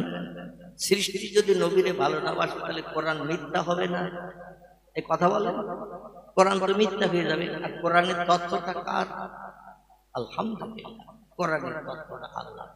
আল্লাহ বলছেন আমার সঙ্গে ভালোবাসা দ্বারা গাঢ়তর তৈরি করবে, আমি আল্লাহ তাদের আপন হয়ে যাই। আর আমি যখন আপন হয়ে যাই, কোন সৃষ্টি আর বাদ থাকে না, সব সৃষ্টি তার আপন হয়। নবী সেটা জানতেন, আমি আল্লাহর আপন, জীবনে কোনো ভুল করিনি। একটা ভুল একটু করেছিলাম, সেটা হলো নবী আঙুলটা লম্বা করে ইয়া আইয়ুহাল কামার, আমি জানি আল্লাহ আমার কাছে যেটা চেয়েছে আমি দৈনন্দিন সেটা দিয়ে আল্লাহর খুশি হই। আর আমি যেটা আল্লাহর কাছে চাই, আল্লাহ বন্ধুত্ব গাঢ়তর রাখার জন্য আমারও সেটা দিয়ে মুখে হাসি ফুটায়। জোরে বলুন একটু সুবহান। এই বিশ্বাসটা বিশ্ব নবীর হৃদয়ে এমন গাঢ়তর তৈরি হয়ে গেছিল, নবী আর বলেননি ইনশাআল্লাহ, আল্লাহ চাহে তো তুমি টুকরো হও। এই ইনশাআল্লাহ শব্দটা নবী ব্যবহার না করে সরাসরি বললেন ইয়া আইয়ুহাল কামার, ও আকাশের চাঁদ, অসাক্কাল কামার, মাঝখান থেকে কেটে দুভাগ হও। জোরে বলুন একটু সুবহান।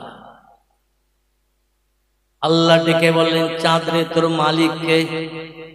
খালাকাস সামাওয়াতি ওয়াল আরদ, আল্লাহ বলেন আকাশে যা কিছু আছে সেও বানিয়েছি আমি, জমিনে যা কিছু আছে সেও বানিয়েছি আমি। আল্লাহ বলছেন তোর মালিক কে বল। চাঁদ বলছেন আনতা রব্বি লা শাক্কা ফিহি। জোরে বলুন একটু আল্লাহু আকবার।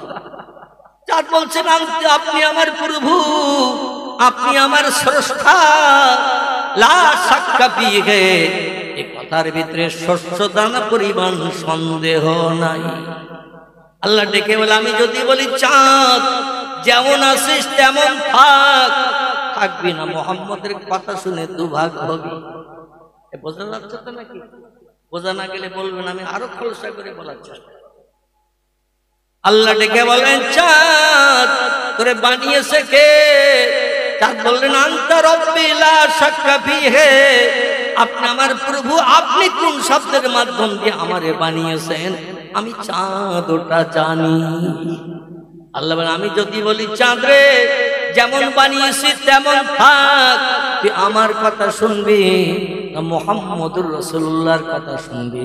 চাঁদ বললেন আমার মালিক যে, মালিকের কথা শুনবো। আর মালিকের আপন হয়েছে যারা, মালিক অনুমতি দিলে তাদেরও কথা শুনবো। আল্লাহ বলছেন তাহলে আমার কথা শুনবি না মুহাম্মদ তোরে সরাসরি দ্বিখণ্ডিত বলেছে শুনবি? চাঁদ বলেন আপনার কথা শুনবো। আল্লাহ বলেন ঠিক আছে, কিন্তু শোনো আমার মুহাম্মদ যদি আর শত্রুদের সামনে অপমান হয়, দ্বিখণ্ডন যদি তুমি না হও, ওরা আর কোনোদিন কলেমা পড়তে আমার নবীর ধারে ধারে আসবে না। ওরা বলে আজকের মুহাম্মদ ফাইনাল পরীক্ষায় ফেল, মুহাম্মদ ফেল, ওর জ্ঞানের প্রহর দৌরাত্ম সব শেষ। আজকে দিন পরীক্ষা নিয়ে মুহাম্মদ শুধু পাশ করে মুখে হাসি নিয়ে গেছে, আজকের মুহাম্মদ পরীক্ষা একেবারে লাজবাব ফেল, মগজের মাল সব শেষ। আল্লাহ বললেন যদিও আমি আল্লাহ হুকুম করিনি, আমার মুহাম্মদ তোমার কাছে হুকুম করেছে, কিন্তু আমার নবী অপমান হোক আমি আল্লাহ ওটা চাই না, কারণ আমার নবীরে না বানালে তোদেরও বানাতাম না। জোরে বলুন সুবহানাল্লাহ। লাউলামা খলাকতুল আফলাক, হাদিসে কুদসির ভিতরে এসেছেন আল্লাহ বলেন আমি কোনো কিছুই বানাতাম না যদি আমার পয়গম্বর মুহাম্মদ রাসূলুল্লাহকে সব সৃষ্টির পূর্বে না বানাতাম। এই জন্য মাঝখান থেকে দ্বিখণ্ডন হয়। আল্লাহ শুধু বলেছেন কোন, কি বলেছেন?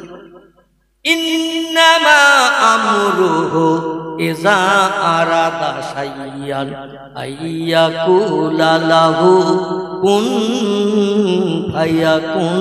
জোরে বলুন আল্লাহু আকবার। কোরআনে সূরা ইয়াসিনের শেষ আয়াতের আগের আয়াত আল্লাহ বলছেন, আমি যখন কোনো কিছু বানানোর চিন্তা ভাবনা করি, সিদ্ধান্ত করি, আইয়াকুলা লাহু, আমার জবান দিয়ে শুধু একটু বলি, কোন কোন শব্দটি হলো আরবি ভাষা, এর বাংলা অর্থ হলো বাংলা অর্থ কি? যেই আমি বলি সঙ্গে সঙ্গে ফায়াকুন, সঙ্গে সঙ্গে সেটা হয়ে যায়। আমার কোনো কিছু বানাতে, তৈরি করতে 1 সেকেন্ড বাড়তি সময় লাগে না, 1 সেকেন্ড কমায় সময় লাগে না। আমি যেই বলি সেই হয়। অতীত হয়েছে, বর্তমানও হচ্ছে, ভবিষ্যতও হবে। আল্লাহ বললেন, যদি আমার নবী আমার সাহায্য না নিয়ে তোরে খণ্ডিত হতে বলেছে তো তুই দ্বিখণ্ডন হয়ে যা। নবী অপমান হোক আমি আল্লাহ চাই না। আল্লাহ অনুমতি দিলেন, 4 দ্বিখণ্ডন হয়ে গেল। রাসূল বলেন, মা তারা ইয়া জাদ্দি ইয়া আম্মি ইয়া আখি, ও পাড়ার দাদা, ও পাড়ার চাচারা, ও পাড়ার ভাইরা, একটু তাকিয়ে দেখো এলা সামা, আকাশের দিকে একটু নজর করে তাকিয়ে দেখো। মা তারা, তাকাও, দেখো চাঁদ। ওরা বলে সারা জীবন দেখেছি একটা। বলে আজকে দেখো কটা। যে পাহাড়টার মাথায় উঠেছিল, এই পাহাড়টির নাম ছিল আবু কোবাইস।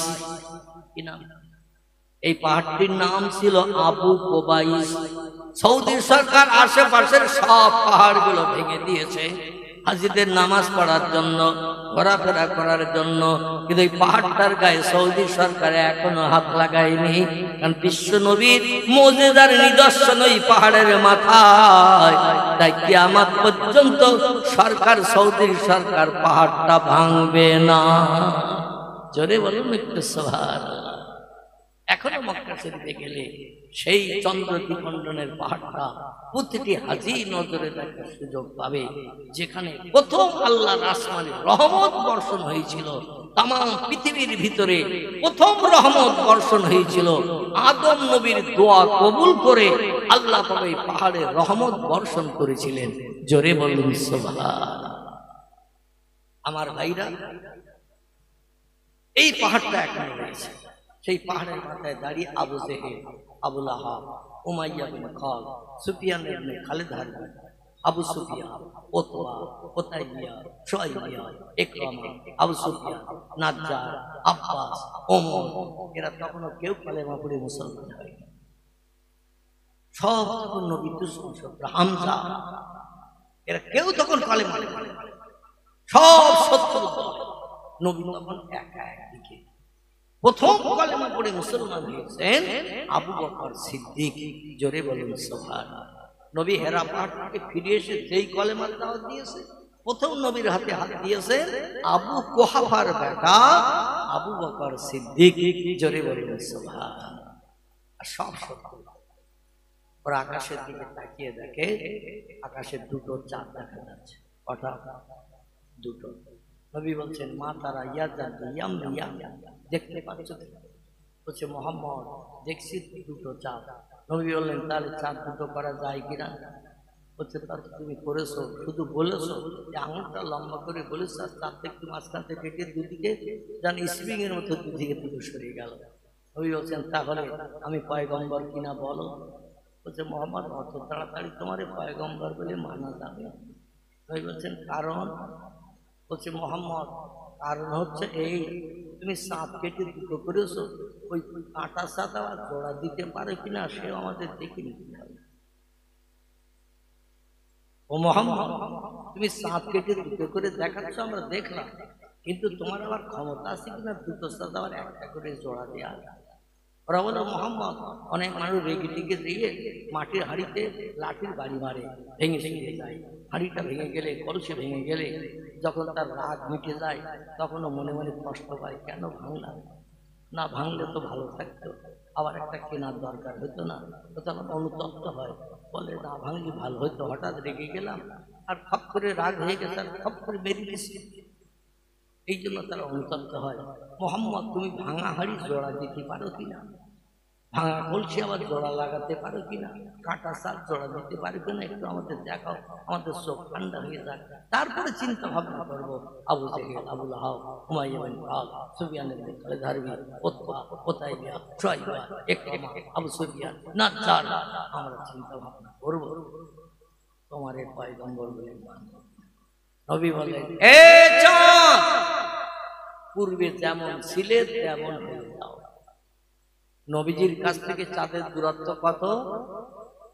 2,32,000 মাইল দূর।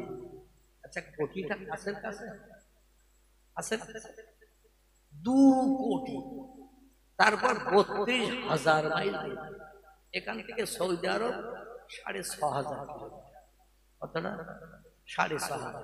এখান থেকে আমেরিকা 10,000, এমন করে জাপান, জার্মান 11,000, 11,500, এইরকম দূরে। মানে 10-11,000 কিলোমিটারের ভিতরে গেলেই আমরা পশ্চিমা দেশগুলো, পাশ্চাত্য দেশগুলো দেখতে যেতে পারবো।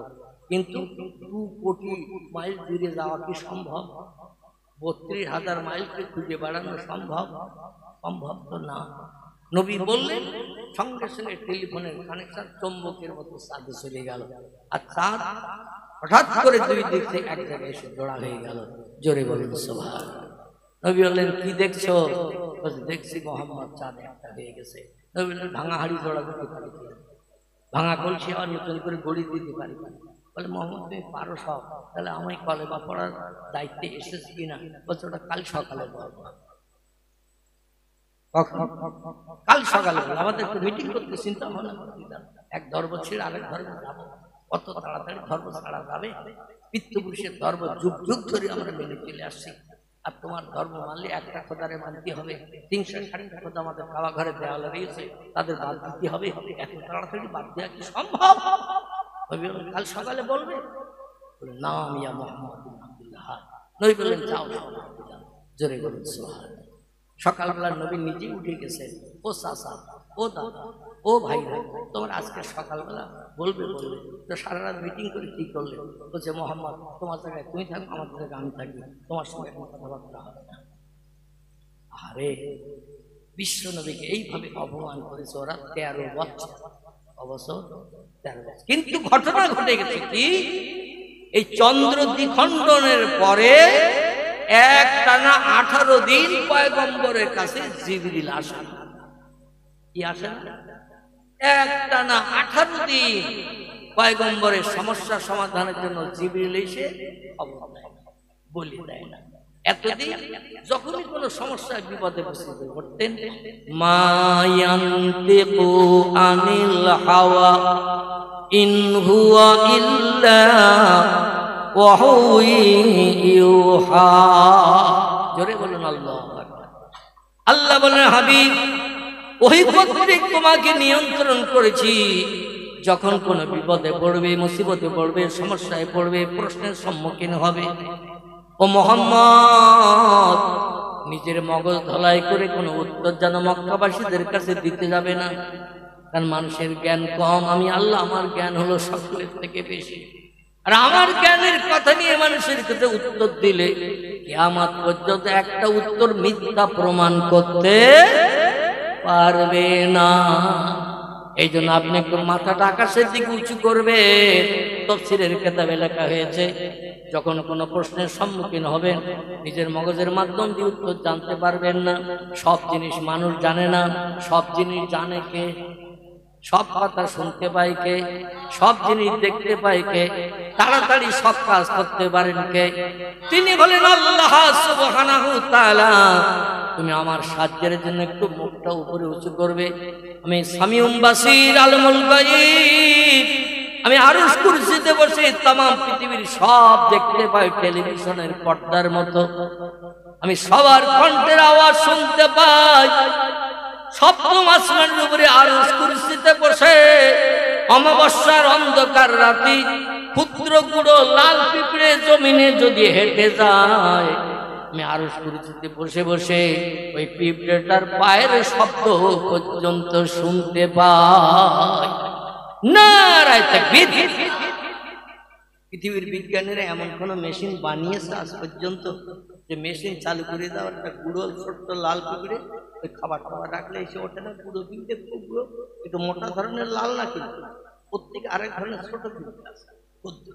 ওই পিঁপড়েটা যদি জমিনে হেঁটে যায় আর বিজ্ঞানীর বানানো মেশিন যদি চালু করা হয়, ওর পাঁচ শব্দ মেশিন তুলতে পারবে, পাঁচ শব্দ ধরে দিতে আমাদের কানে আওয়াজ দিতে পারবে। বিজ্ঞান যেখানে অপারক, দার্শনিক যেখানে অপারক, আমার ভারী ইঞ্জিনিয়াররা যেখানে অপারক, আমার আল্লাহ সেখানে হলো পারক। জোরে বলুন একটু সুবহানাল্লাহ। আল্লাহ ডেকে বলছেন, হাবিব শুধু পিঁপড়ের পায়ের শব্দ শুনতে পাই তা নয়, দুটো পিঁপড়ে যখন রাস্তায় চলে ভালো করে নজর করবেন, লক্ষ্য করবেন, একটা সূক্ষ্ম তত্ত্ব দিচ্ছে। দেখবেন পিঁপড়েরা যেখান থেকে যায় ওখানে দেখবেন দেওয়ালের গায়ে একটা রাস্তা পড়ে যায়, দেখবেন একটা রাস্তা দাগ পড়ে যায়, কারণ ওরা ওই দাগ ছাড়া বাইরে দিয়ে যায় না। যে যা যায় ওই দাগের উপর দিয়ে একটা স্বচ্ছ সরু রাস্তা পড়ে যায়, একটা আসে একটা যায়, দুটো দুটো মুখে মুখে হয়ে দেখবেন একটু কথা বলে না, বলে না। 1 সেকেন্ডের 4 ভাগের 1 ভাগ হলো অত সময় মুখোমুখি হলে কথা বলে নাই। তুই আসছিস যেখান থেকে মাল নিয়ে আসছিস, আমি যাচ্ছি মাল পাবো তো, ও বলে এখনো মাল আছে যা, তাই ও মুখে মুখে কথা বলি আর ফিরে যায় না। যে খাবার নিয়ে যাচ্ছে ওর সঙ্গে আর ফিরে যায় না, ও খবর পেয়েছে মাল আছে, আমি যেখান থেকে নিছি ওখানে যা পাবি। জোরে বলবে আরে ওই যে কথা হলো, ক্ষুদ্র গুঁড়ো পিঁপড়ের মুখে মুখে একটা যাচ্ছে একটা আসছে, দুটো এক জায়গায় হলে দেখবেন 1 সেকেন্ডের 4 ভাগের 1 ভাগ হলেও একটু দেরি করে। যদি কোনোদিন না দেখে থাকেন, যেখানে পিঁপড়েরা চলে ওখানে একটু লক্ষ্য করবেন, দেখবেন আমার কথাটা বাস্তবে রূপদান করে নিতে পারবেন। একটু দেরি হলো হয় কথা বলে নাই, নিয়ে আবার যার সেই গন্তব্যস্থানে চলে যায়। আল্লাহ বলেন ওই যে কথাটা বললো কিয়ামত পর্যন্ত চেষ্টা করলো মানুষ ও কথা তোমরা শুনতে পাবে না, জানতে পারবে না, আমি আল্লাহ সেটাও পর্যন্ত জানি। তবে হাবিব আপনি একটু মাথাটা আকাশের দিকে মুখ করবেন, নিজের তরফ থেকে কোনো উত্তর দেবেন না, উত্তরের অপেক্ষা করে উপরের দিকে মুখ করে থাকবেন। ইন হুয়া ইল্লা ওয়াহী ইউহা, আমি আল্লাহ আমার তরফ থেকে ওহী পাঠাবো তোমার কাছে, টেলিফোন পাঠাবো তোমার কাছে। অসীম জ্ঞানের রাশির মালিক আমি আল্লাহ। ওমা উতীতুম মিনাল ইলমি ইল্লা কালিলা, মানুষের মগজের জ্ঞান সীমিত জ্ঞান, আমার জ্ঞান হলো অসীম জ্ঞান। এই অসীম জ্ঞান রাশির মালিক আমি আল্লাহ, আমার জ্ঞানের থেকে জ্ঞানের তত্ত্ব জিবরিল দিয়ে দেব। মানুষের আন্ডা বাচ্চা ভবিষ্যৎ জেনারেশন কিয়ামত পর্যন্ত আমার একটা তত্ত্ব মিথ্যা প্রমাণ করতে পারেনি এবং ভবিষ্যৎও পারবে না। যে আপনি মুখ উঁচু করে থাকবেন, আমি জিবরিলকে বলি যাবে আর জিবরিল আল্লাহ রাসূলিহি, যারে না বানালে কিছুই বানাতাম না, জিবরিল তোমারও বানাতাম না। সেই পয়গম্বর আমার সাহায্যের জন্য মুখ উঁচু করেছে, আমি আরশ কুরসিতে বসে বসে দেখতে পাচ্ছি। আমি সামিউন বাসির, যেমন দেখতে পাই তেমন শুনতে পাই। এই তত্ত্বটা নিয়ে আমার নবীর কাছে পৌঁছে দাও। জিবরিল আলাইহিস সালাম বিশ্ব নবীকে দুশ্চিন্তা মুক্ত করার জন্য ডানা লম্বা করে দিয়ে হাওয়ার মাধ্যম দিয়ে পাখিরা যেমন ডানা মেলে উড়ে চলে যায় এক প্রান্ত থেকে আরেক প্রান্ত, আল্লাহ পাক জিবরিলকে দ্রুতগামী রকেট বানিয়ে নবীর কাছে তাড়াতাড়ি পৌঁছানোর জন্য ওনার বডিতে ডানা লাগিয়ে দিয়েছেন 600টা। তাফসীরের কিতাব এসেছে, তাফসীর রুহুল বায়ান, তাফসীর মাওজিহুল কোরআন, তাফসীর বায়ানুল কোরআন, তাফসীর বাইজাবি, তাফসীর কাশাফ, তাফসীর জালালুল কোরআন। হযরত আল্লামা কুতুবুর রাহমাতুল্লাহ আলাইহি লিখেছেন, একবার ডানা দিলে লক্ষ লক্ষ কোটি কোটি মাইল দূর একবার ডানা দিলে চোখ বন্ধ করে আলগা করতে যতটুকু সময় লাগে এর ভিতরে জিবরিল গন্তব্যস্থানে পৌঁছে যায়। জোরে বলুন সুবহান। জিবরিল এসে বলেন, ইয়া রাসূলুল্লাহ আসসালামু আলাইকা ইয়া রাসূলুল্লাহ, আসসালামু আলাইকা ইয়া হাবিবাল্লাহ। নবীজি জিবরিলের কণ্ঠের আওয়াজ শুনে শুনে অভ্যস্ত হয়ে গিয়েছিলেন। আওয়াজ শুনলে বুঝতে পারতেন, সঙ্গে সঙ্গে বলতেন, ওয়ালাইকুমুস সালাম ইয়া আখি রুহুল আমিন। ও ভাই ফেরেশতা জিবরিল, খবর কি? জিবরিল বললেন, পয়গম্বর আপনি দুশ্চিন্তা যুক্ত হয়ে কি চিন্তা ভাবনা করছেন বলুন। নবী বলছেন, জিবরিল আজ 18 দিন পরে তোমারে দেখতে পেলাম। দৈনন্দিন তুমি আসো, 2 দিন অন্তর আসো, 3 দিন অন্তর আসো। যখন সমস্যায় পড়ি আমি একটু মাথা উঁচু করলেই তোমারে দেখতে পাই, তোমার কাছ থেকে তথ্য পাই।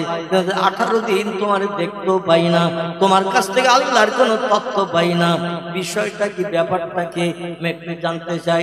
জিবরিল বলেন, পয়গম্বর দেশবাসীকে খুশি করার জন্য আপনি তাড়াতাড়ি বলেছিলেন সাকাল কামারা ফিস সাবা, আকাশের চাঁদ দুখণ্ডন হয়ে 2 দিকে চলে যা, একটু ইনশাআল্লাহ শব্দটা ব্যবহার করেন নাই বলে আল্লাহ একটু মনে মনে অসন্তুষ্ট প্রকাশ করেছেন।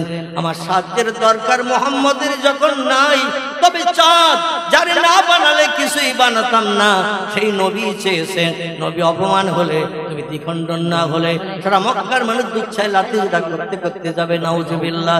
নবীরে মান অপমানের কথা বলবে, বাপকে তেমনি বলে, আটকুড়ো বলে, রাখাল বলে, নির্বংশে বলে, বিভিন্ন ভাষায় নবীরে গালিগালাজ করে, আরো কত বাজে বাজে কথা বলবে তার ঠিক নাই। এজন্য আমার হুকুম শুনতে হবে না, নবীর কথায় তুমি দ্বিখণ্ডন হয়ে যাও, পরবর্তীতে নবীর আমি বুঝাবো। জোরে বলুন একটু সুবহানাল্লাহ। জিবরিলকে নবীজি কাঁদো কাঁদো স্বরে বলছেন, ইয়া আখি রুহুল আমিন, বিষয়টা কি, ব্যাপারটা কি বুঝি না। আল্লাহ চন্দ্র দ্বিখণ্ডন করে আমার মুখে হাসি ফোড়ালেন, মক্কার মানুষদের লাজবাব করে দিলেন, মক্কার মানুষদের উপহাস ঠাট্টা বিদ্রুপ বন্ধ করে দিলেন। আমি বড় খুশিতে বাগবাগ হলাম। চন্দ্র দ্বিখণ্ডনের কারণে আমি তো হাত লাগিয়ে চাঁদ দ্বিখণ্ডন করিনি, আমি শুধু আঙুলটি ইশারা করে বলেছি, কাজ তো করেছে আল্লাহ। কিন্তু আল্লাহ এত সুন্দর কাজ করার পরে আজ 18 দিন কেন আমার কাছে কোনো ওহী আসে না, খবর আসে না, আল্লাহর কোনো খবর পাই না। জিবরিল বলছেন, পয়গম্বর এই ঘটনাটা ঘটেছিল সেই দিন আবু কুবাইস পাহাড়ের মাথায় দাঁড়িয়ে যেদিন চন্দ্র দ্বিখণ্ডন হতে বলেছিলেন, আপনি একটু ইনশাআল্লাহ শব্দটা যদি ব্যবহার করতেন, আল্লাহর হুকুমে চাঁদ দ্বিখণ্ডন হয়, তাহলে আল্লাহ বড় খুশিতে বাগবাগ হতেন। পয়গম্বর বলে, ইয়া রাব্বি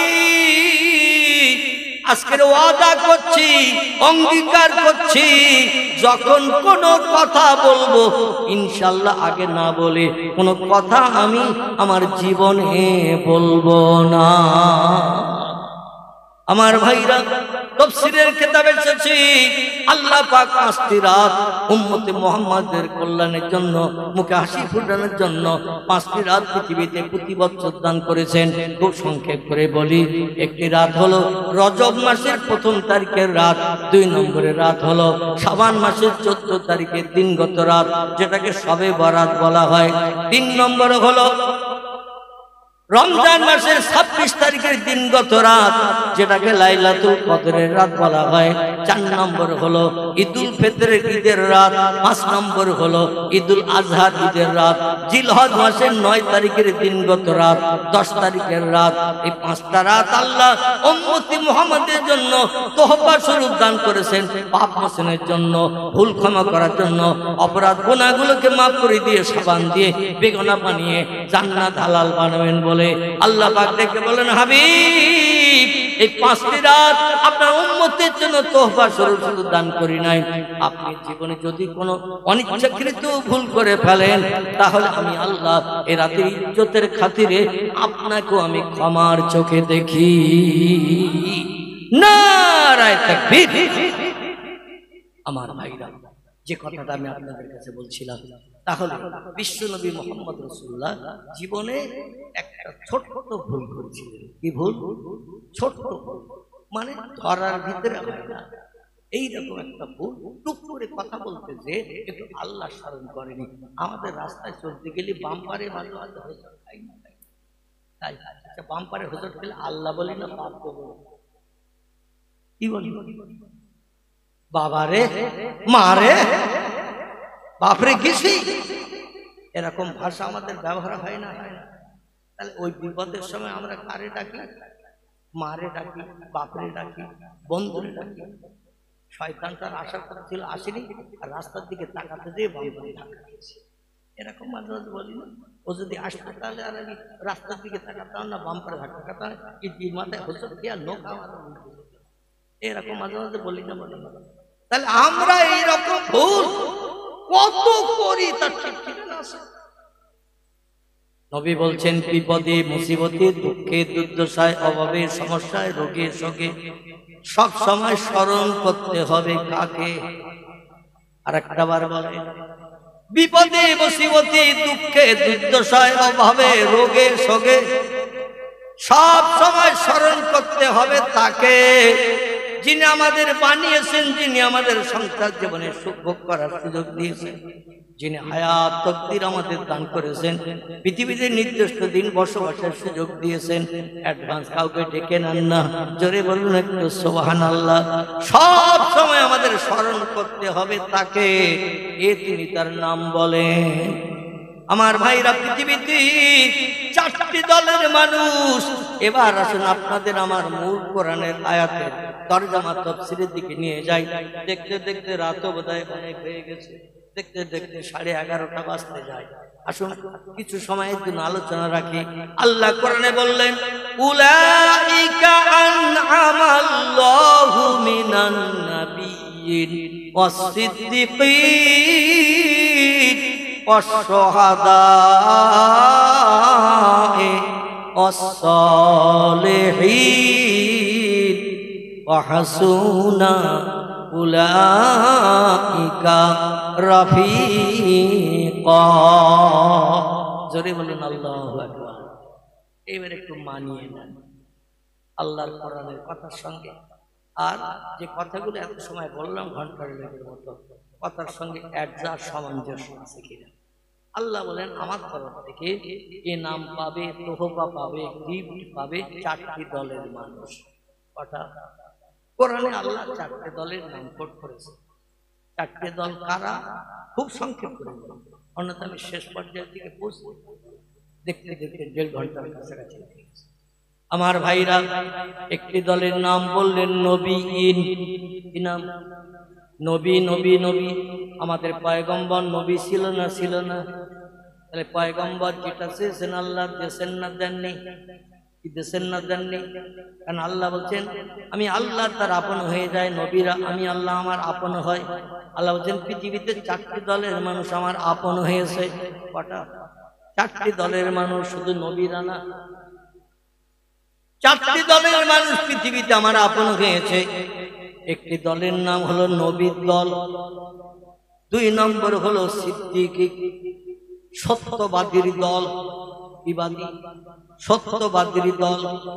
3 নম্বর হলো শহীদের দল, যারা বিবির মায়া ছেড়ে, বাচ্চার মায়া ছেড়ে, বিল্ডিং বালাখানার মায়া ছেড়ে, ভালো মন্দ খাওয়া ছেড়ে দিয়ে, দুনিয়ার ঐশ্বর্য সময় সম্পত্তি ভোগ দখলের চিন্তা ভাবনা ছেড়ে দিয়ে ইসলামের জন্য, কলেমার জন্য, মসজিদের জন্য, মাদ্রাসার জন্য বিধর্মীর হাতে জীবন উৎসর্গ করে দিয়ে কবরে কবরস্থ হবে। আল্লাহ নবী বলছেন ওরা যদি মারা যায়, দেহ থেকে যদি 2 ফোঁটা রক্ত বেরিয়ে যায়, ওই রক্ত যেন পানি দিয়ে ধুয়ে দিও না। নতুন বসিরহাট বাজার থেকে, তালপুকুর বাজার থেকে কাপড়ের কাপড় কিনে এনে মারে দেশো, বাপের দেশো, দাদার দেশো, শাশুড়ের দেশো, শাশুমার দেশো, দাদিমার দেশো নতুন কাপড়ের কাপড়, ওই লোকটার যেন কাপড়ের কাপড় দিও না যে রক্ত মেখে মারা গেছে ইসলামের জন্য, কলেমার জন্য।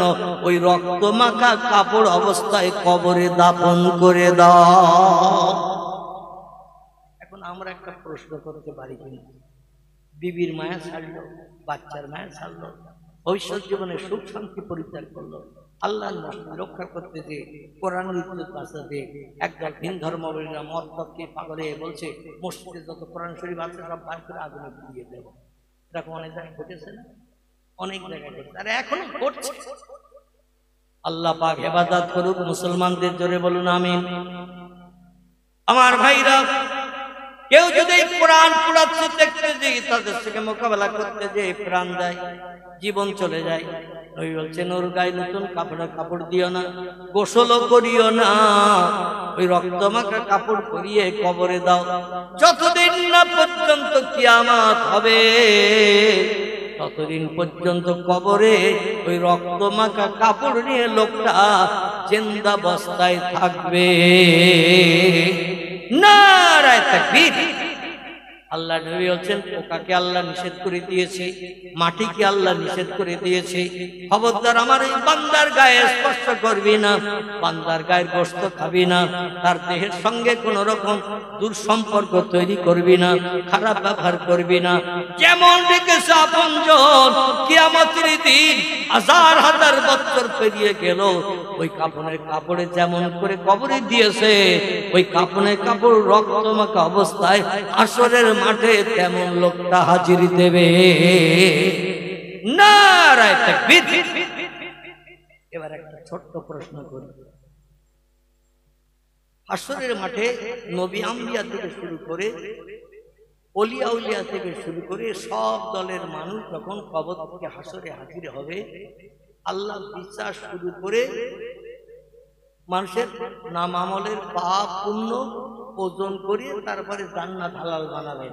এটা কোরআনে আছে না নাই? ওয়াকিমুল ওয়াজনা বিল কিসতি ওয়ালা তুকসিরুল মিজান। আল্লাহ বলেন যে যেমন আমল করে এসেছো, আমলটা আমার মিজানের দাড়ি পাল্লায় চাপিয়ে ওজন করা হবে। ওজন না করা পর্যন্ত কেউ জান্নাতের দরজা চোখে দেখতে পাবে না।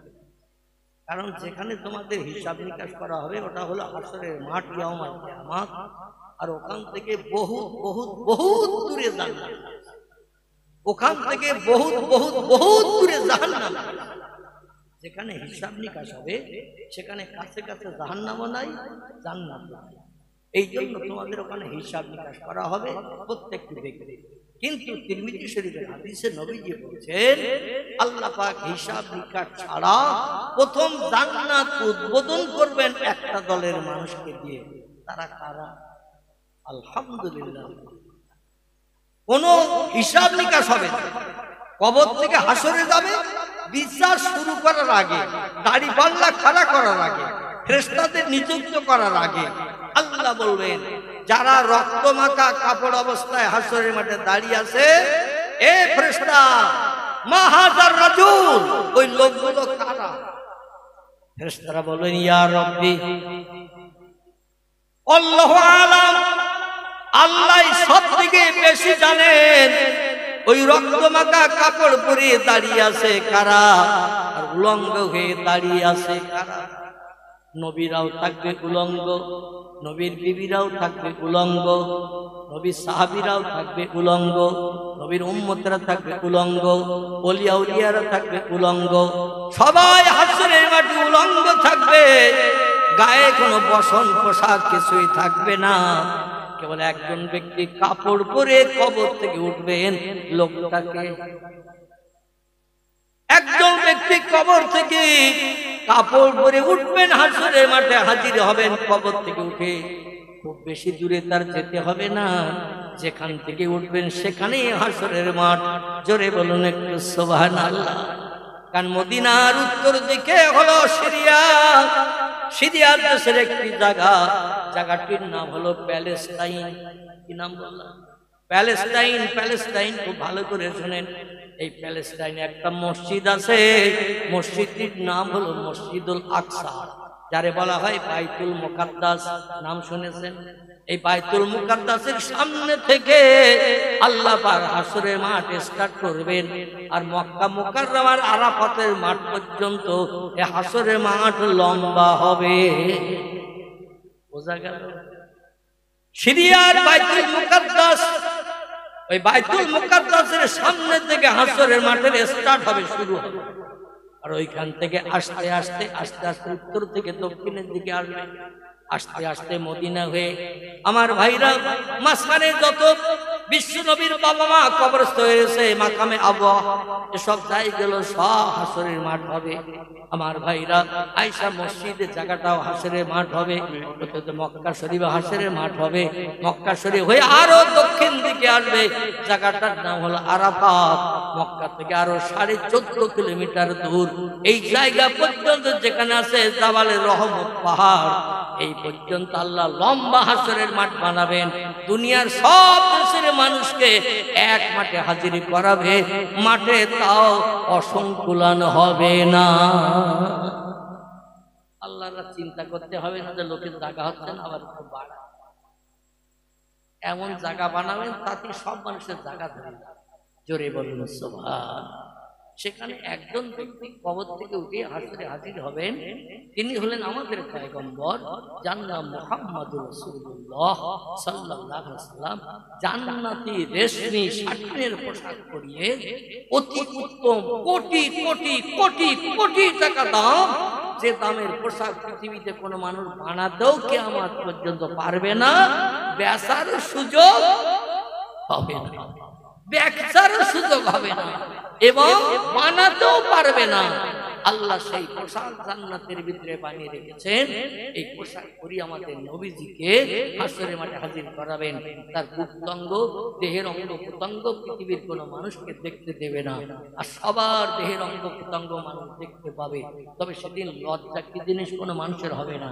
মানুষ উপরের দিকে তাকিয়ে তাকিয়ে দৌড়বে, কোথায় গাছ আছে, কোথায় বিল্ডিং আছে, কোথায় পাহাড় আছে, একটু পাহাড়ের গুহার ভেতর ঢুকি, গাছের তলায় ছায়া যায়, কোথায় কোন জায়গায় ভালো একটু ছায়াটায় আছে একটু দেখি, ওখানে দেখবে সূর্যের রৌদ্র থেকে নিষ্কৃতি পাওয়ার জন্য নিচের দিকে কেউ নজর করবে না, উপরের দিকে তাকাবে। কার দুর্গঙ্গ কেমন, নাউজুবিল্লাহ মিন যালিক, কার অঙ্গ প্রত্যঙ্গ কেমন, কার দেহের কাঠামো কেমন, কেউ কিছু দেখবে না। মায়েশা বলছি, ইয়া রাসূলুল্লাহ, আমি 7 বছর বয়সে আপনার সঙ্গে প্রণয় সূত্রে আবদ্ধ হয়ে আপনার ঘরকন্যা এসেছি, দেখতে দেখতে আমার বয়স 17 বছর হয়ে গেছে। যেদিন আপনার সঙ্গে বিয়ে হয়েছে সেই দিন থেকে নিয়ে আজ পর্যন্ত আমি কোনোদিন দরজার পাশে দাঁড়িয়ে রাস্তার কোনো প্রতীকের চেহারার নজরে দেখিনি, কোনো পরপুরুষের চেহারা আমি নজরে দেখিনি, আর আমার চেহারাও কোনো পরপুরুষকে আমি দেখতে চাই। ইয়া রাসূলুল্লাহ, আমাকেও কি উলঙ্গ থাকতে হবে? নবী বলেন, না মিয়া জালজাতি আয়েশা, তোমাকেও উলঙ্গ দাঁড়াতে হবে। আয়েশাকে কি করে লজ্জা শরম রক্ষা করবো? নবী বললেন, ছোট বাচ্চারা, আয়েশা ছোট বাচ্চা দেখনি? আয়েশা বলছেন, না মিয়া জালজাতি, ছোট বাচ্চা দেখেছি। নবী বলছেন, 1-1.5 বছরের বাচ্চারা 2-5 জন ছেলে মেয়ে একসঙ্গে এক জায়গায় মালা খেলা নিয়ে খেলা করে না? বাচ্চারা পানি নিয়ে কিছু গাছের ডোকা টোকা এটা কেটে নিয়ে কেউ রান্না করতেছে, কেউ আর পাতা নিয়ে খেতে বসেছে, রান্না হয়ে গেছে, বাচ্চারা খেলা করে না? ও খেলা করে। অধিকাংশ মেয়েও ন্যাংট, ছেলেও ন্যাংট, মেয়েও ন্যাংট উলঙ্গ, ছেলেও উলঙ্গ। আচ্ছা, কেউ কারো গুপ্তাঙ্গের দিকে তাকায়? নয় ভাতের হাড়ির দিকে তাকায়, তরকারির এই পাত্রের দিকে তাকায় তাকায় না, কার পাত্রে কতটা দিয়েছে, কার কম হয়েছে, কার বেশি হয়েছে, ওই দিকে দেখে না, গুপ্তাঙ্গের দিকে দেখে। বাচ্চারা যেমন গুপ্তাঙ্গের দিকে কেউ তাকায় না, কার গুপ্তাঙ্গ কেমন কেউ দেখতেও চায় না, ওরা খেলার মালের দিকেই দেখতে পাগল। হাসরের মাঠে প্রত্যেকটি মানুষের অবস্থা হবে ওই রকম, গুপ্তাঙ্গের দিকে কেউ ফিরেও তাকাবে না, তাকানোর চিন্তাও মগজে আসবে না।